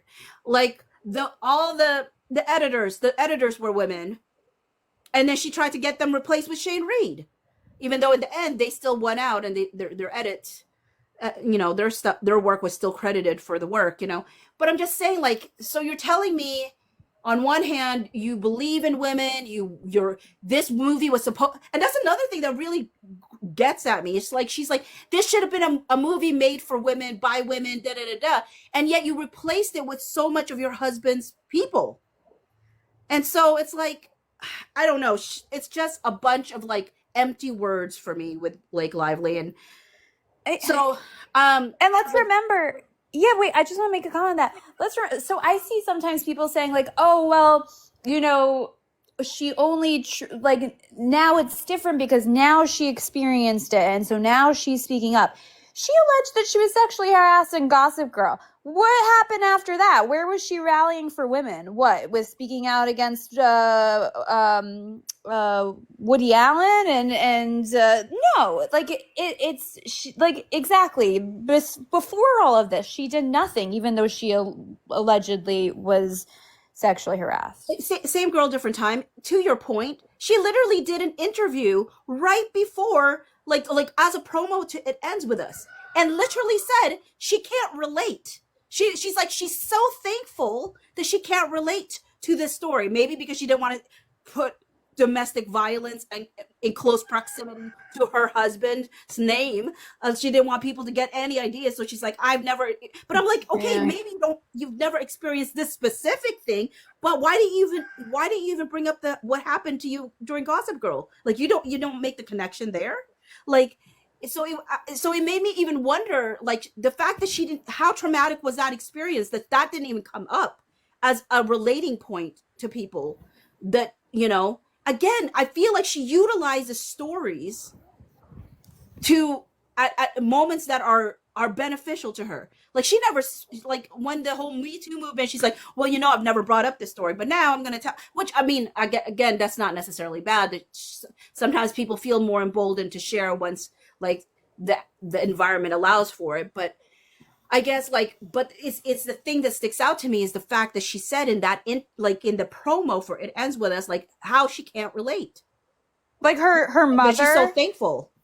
Her mother, using her mother's story now, out of all times, now she couldn't use it before. She couldn't use it when especially with this movie, maybe that's why she was connected to it, whatever. Or she couldn't have used it earlier before It Ends With Us and fighting for women, right? It's just opportunistic. And I don't want to judge and I don't want to fault somebody for when they're speaking out about something, but when you make a pattern of it, and, when you make a pattern of it and it just seems like there's just bad intention after bad intention after bad intention, you have to think about it. Yeah. With that said, I'm planning to wrap it up. This has been a really great live, but Carol, I want to do final thoughts from everybody.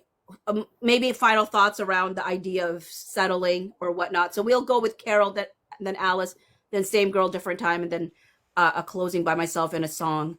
But Carol, did you have any thoughts? Thoughts on settlement? Yeah, I don't think that was a way to indicate that they were settling. I think they're just choosing those battles carefully, and they're just saying, look, they're going to eventually get it granted.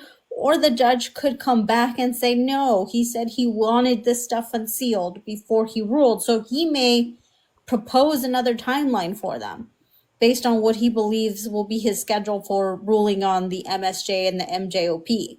But I do think the other parties want some more time to scramble and find a way to get their narrative rolled out on whatever is coming, and I think we've started to see that.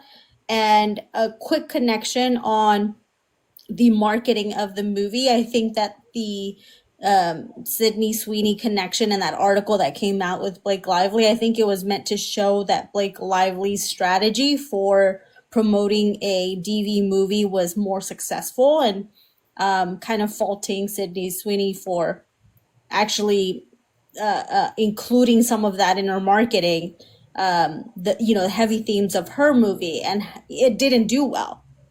And so I think that that's what they're priming people There's for. controversy with Sydney Sweeney right now, though. Yeah. I post under everybody's like page when people start hating on like Wuthering Heights or like the Sydney Sweeney stuff. I'm like, who's running this smear? It's just I always comment. Actually, I did that to the Wuthering Heights because people were throwing a fit, and I put, "Who's running this smear?" And someone said, "Nobody's running the smear. You don't know Book Talk, and Book Talk is like." I mean, they went at me, but I guess they didn't get the reference. They were like, "We care. Actual readers care about this," and I'm like, "No, I understand. I was making a joke." So funny. You're like, you got to But come yeah, over this side for that. Yeah, so I don't know. I remain hopeful that this is not an indication, at least not from the Wayfarers party. I think the other parties may need more times to either pull more strings or roll out their narratives. But I think Wayfarer will continue to move this forward. They've already lost so much. Their names, which is the biggest thing that someone could have, is their reputation. Yeah. Most valuable thing, yeah. So Yeah. I'll hand it back to you. All right. How about you, Alice? What's your final word? For them to settle, I'll still sit on this. Blake Lively has to apologize and retract, because if she apologizes, she acknowledges she did wrong. And if she retracts, that means Wayfair get their name back and their name is cleared. Okay? But in order for her to do that, she'll have to take accountability. And Blake does not like taking accountability. Just, they are on the wrong. It's not me. I'm not the problem. I'm never the problem. Other people are the problem. So I don't think Wayfair will want to settle unless those two things are done. And I believe Blake Lively will want to settle if she gets the rights to the book. I mean, I used to think that too, but I really do think that she ruined the branding for it now. I don't think it had money. I mean, like, I think it would have made money before she ruined it, but she ruined it. I don't think there's much money to the sequel anymore. That I do think the sequel was a motivation, but I don't think it's a motivation now because she ruined it. Yeah, I think so too. She has ruined everything. But think like Ryan Reynolds. Think how petty and vindictive you can be about it. I want the rights to the book so that you can never have them. Oh, because okay, yeah. Okay, you're right. I saw. They would be petty like that. I saw someone, Sweet and Salty brought this guy. I've forgotten the name of this guy. He was a talent agent in Hollywood. Yeah, Kevin. He was saying that they want the rights to the book so that they can go to Netflix, pitch Netflix a whole series.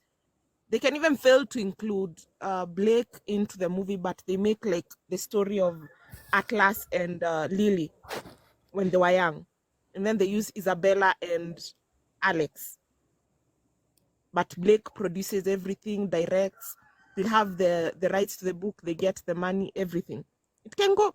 I can see that story. It can go for like 2, 3, 4 seasons. I can see it.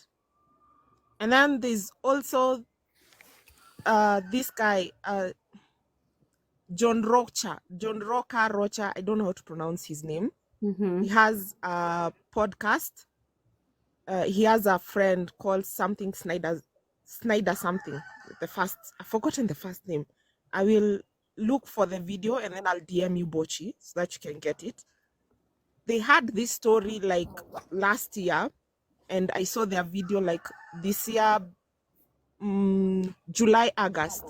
They were talking that Blake Lively and Ryan want the rights to the book because it makes money, and the director is going to be accused of doing things he probably never did, because at the end of the day, it's about the money. It's They did for a show Blake. saying that before everything went down. Yeah, like last year, in August, September, between that date. I'll send you the YouTube video if it's still up, because he's also the same channel that came up with the, let's just put it as a rumor, that there was a fight on the set of Doomsday and Disney had to settle it so that the two actors cannot shoot anything together. And around the same time, Ryan had posted the A for Avengers Anarchy symbol on his Instagram. So people connected two and two together. They said Ryan Reynolds and RDJ, because those are the only two people that Disney will consider reshooting scenes for. Yeah, I mean, they came out and said it wasn't Ryan, which I still don't believe. But They said it wasn't Ryan after yeah, Ryan like saw the the sentiment. podcast people said that afterwards. They said we never said it was Ryan, and no, it's not Ryan. And I was like, I don't you believe them. know, I still believe it is, but even if it wasn't, I said the point is still, it still shows that he's not as popular as he thinks he is, because he won't stand next to RDJ. Like, he would lose. And so I said, even if it wasn't about Ryan, the fact that people thought it was about Ryan and still did not choose Ryan, he should be happy with that. So, I mean, And then, on the same thought, someone posted a post where Ryan was saying, I want people to bring Blade 4 back with Wesley Snipes. You know how bad he did Wesley. mm-hmm. With Wesley, there was a post on TikTok. I think I tagged you, Carol, and also Bochi and Elsrich. And then I was like, yes, it's spreading. Because everyone, if you go to the comment section, everyone is saying, I want Blade 4, but with Wesley without Ryan in it. And then someone asked, why does everybody hate Ryan all of a sudden? And then someone commented, because of his wife. She's trying to ruin someone else's life. So the sentiment in the whole comment section was, we want Blade 4, but we do not want Ryan in it or anywhere near it. So it's starting to affect Ryan. This whole case is starting to affect Ryan in the comic world, because so that Ryan can be affected, the comic world has to say no to Ryan. Otherwise, I'm also a comic nerd. I'm all over. So if you all want Ryan to be dropped in Hollywood, the comic world has to start not liking Ryan as a person. And when they say no, we don't want Ryan, we'll not watch anything with Ryan in it. So for me, I think Wayfair have the upper hand when it comes to settling, because they can drag this for however long it is, because right now the bad energy is now trickling down to the fan base that Ryan has captivated. So they can say, we'll only settle for an apology and a retraction. And Blake Lively will say, I'm going to settle if you give me the rights to the book, and we never talk about this again.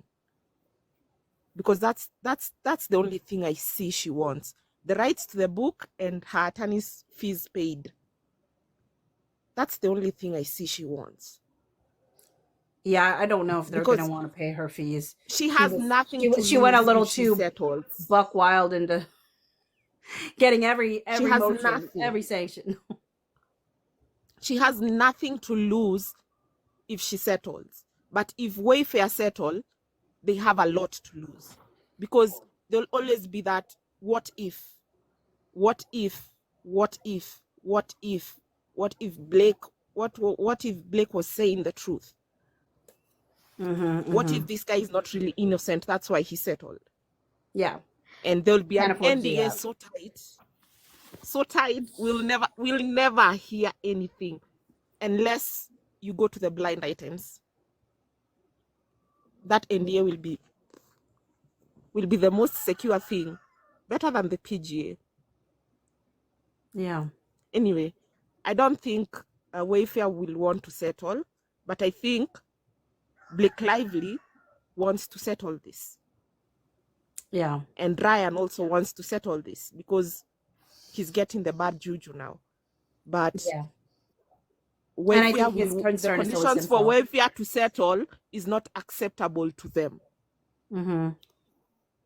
So they'll try and twist and bend and delay and manipulate their way until Wayfair is tired, and then they say, we want to settle. Let's settle now. So that's another thing that just popped in my head right now.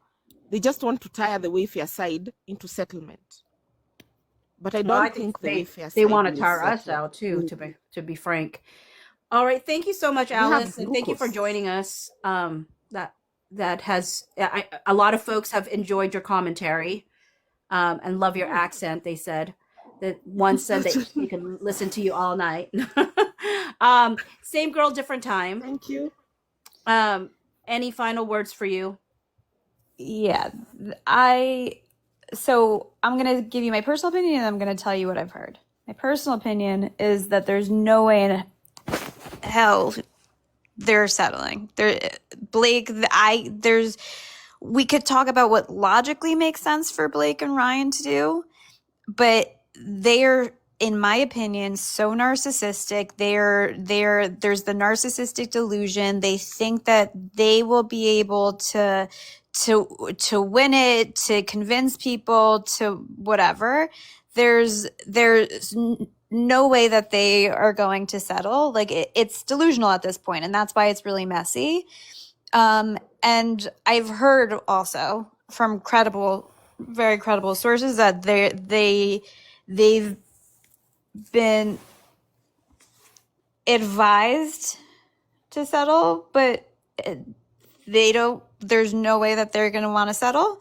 And the lawyers are really happy to keep having these billable hours that they pay. Like it's not going to happen. Unless something drastic, unless something explosive happens that with how things turn, having to do with Van Zandt, and it opens up possible criminal charges for things that Van Zandt has been doing behind the scenes. Like that would be the only thing that gets them to settle, if it can stop certain things in its tracks with that. But right now, that's not the direction that is happening. And I think the Wayfarer side is being very careful about the cards that they're showing when and where. And so I don't see settlement happening at all. And I think that it's a massive mistake for Blake. I think if she would have bowed out a while ago, things would have been much, much better for her. I think that Ryan, when some people say that people are starting to not like Ryan because of his wife, it's because of Ryan, in my opinion. I think people are starting because they're seeing his messiness. Just look at him, how he's aged in the past year. Like his mask is falling, right? He has had this persona, this mask, and it's falling. And it's because he was a puppeteer, right, behind the scenes for all this. And so he's still trying to be the puppeteer in control, and he's getting messy, and he's like, I keep saying the word messy, but that's really what it is at the end of the day. It's just a lot of sloppiness, driven by ego, and driven by narcissism, and it's his doing. So, unfortunately though, he does have a lot of money, even though it's funny that Sarowitz called him out for not having that much money. But he does have a lot of money. He does have a lot of connections, and a lot of companies, and rely on him behind the scenes for things. And so that's what's really keeping him going, and that's what's keeping people protecting him. But this is hurting him.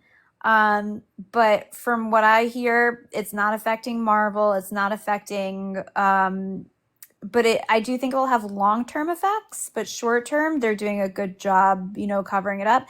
Blake's done. Blake's done in the industry.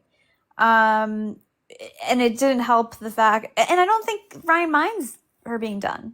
Like he allegedly has supposedly has wanted her like home pumping out babies. I don't know, barefoot in the kitchen. I don't know. I'm just saying things that's not actually legitimate, but he's happy. He's fine, I think, with her being done. He just doesn't want it to affect him so much. And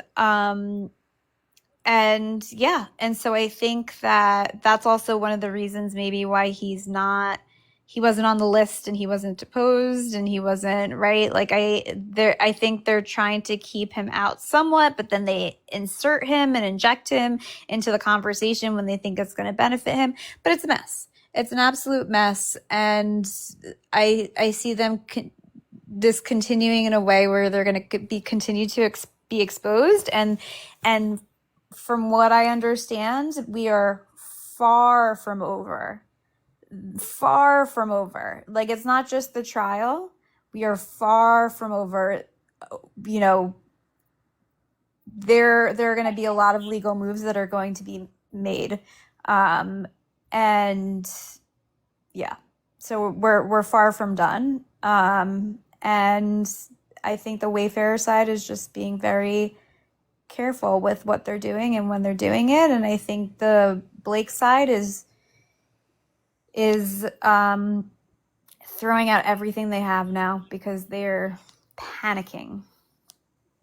And Ryan's running the show. Manet's not running the show. Ryan's running the show. And they're just getting paid. Mm-hmm. That's what I think. Yeah, I agree. As for my final word around the settlement, I mean, again, like I said already, but I hope they don't settle. I don't believe they should settle. I think it's important not only for Justin and Jamie to clear their names, but it is, I think there's a lot of folks that relate to what Justin experienced, and I mean, I don't want to say vicariously would live through wanting to see justice happen with him as a way to hope that, like, believe that justice can come.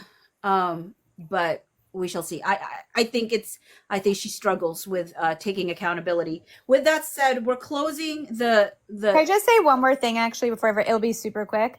I just want to say, if there is anyone on this live who is a survivor and who has been personally affected by this, we hear you, we see you, and part of us covering this is we're fighting for you, and I just want that to be acknowledged too. Thanks, same girl, different time. So with that said, I'm closing it with, as y'all know how my lives go, I start with a song, I end with a song. Now, this is the one song that was like my nice song for Blake instead of my angry song for Blake. But this is my nice song for Blake, and it's called "Not Too Late." And I don't know if it's not too late anymore. But are you going to do any more lives tomorrow? Because you told everybody you'd had the day off. I did. Or remember you said you had the day off and you were going to do a 7-hour live? Oh, or was it? Oh, is it tomorrow or the day after? I don't remember. Or I was so tired. Carol, I don't even remember. Not committing you to a 7-hour live. Just asking if you're going live. Oh. Well, Sarah and I are going live. Yarn. What's Sarah's yarn? I always read yarn in order. We're going live tomorrow at 6:30 Pacific, 9:30 Eastern, and the live will be all about Van Zandt. All right, that's awesome. Okay, sounds good. Yeah. before we all go, I know everybody has their own Roman Empire. In this case, Sam Van Zandt for not actually golden causation. For Brit, it's protected activity. For Bochi, it's the 30-point document metadata. Oh, Alice, For you me, totally did know what mine was. I was gonna say, I wonder if you would know mine, but yes, it is. The metadata on that thing. For me, is the only place that no one has talked about the details. What happened on the plane ride to California? What happened? Yeah. Because I believe that plane ride, something happened, something changed. That's why I don't want them to settle. I want to know what happened on the plane. I mean, she had her children with her. I don't think anything happened on the plane. Exactly. I think they did the scripting. No, I just want to know what happened on the plane. That's all I want to know. And then they can settle. That's all I care. But it's okay. All right, so I'm closing out with this song, Not Too Late, even if it might be. I think it's not too late still.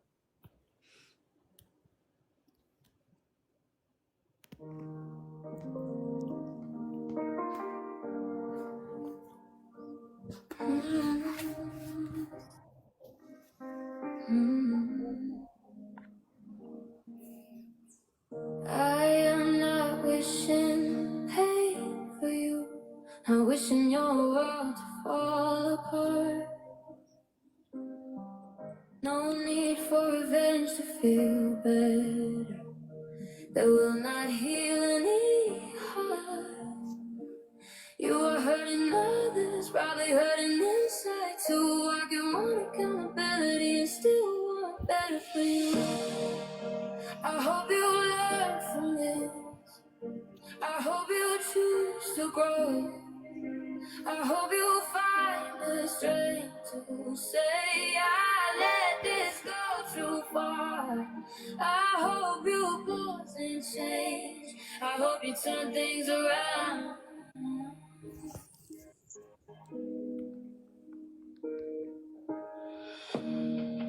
This could be your turning point, a moment that shapes who you become, not by doubling down, but by saying I was wrong. You are hurting others, probably hurting inside too. I can want accountability and still want better for you. I hope you learn from this. I hope you choose to grow. I hope you find the strength to say I let this go too far. I hope you pause and change. I hope you turn things around.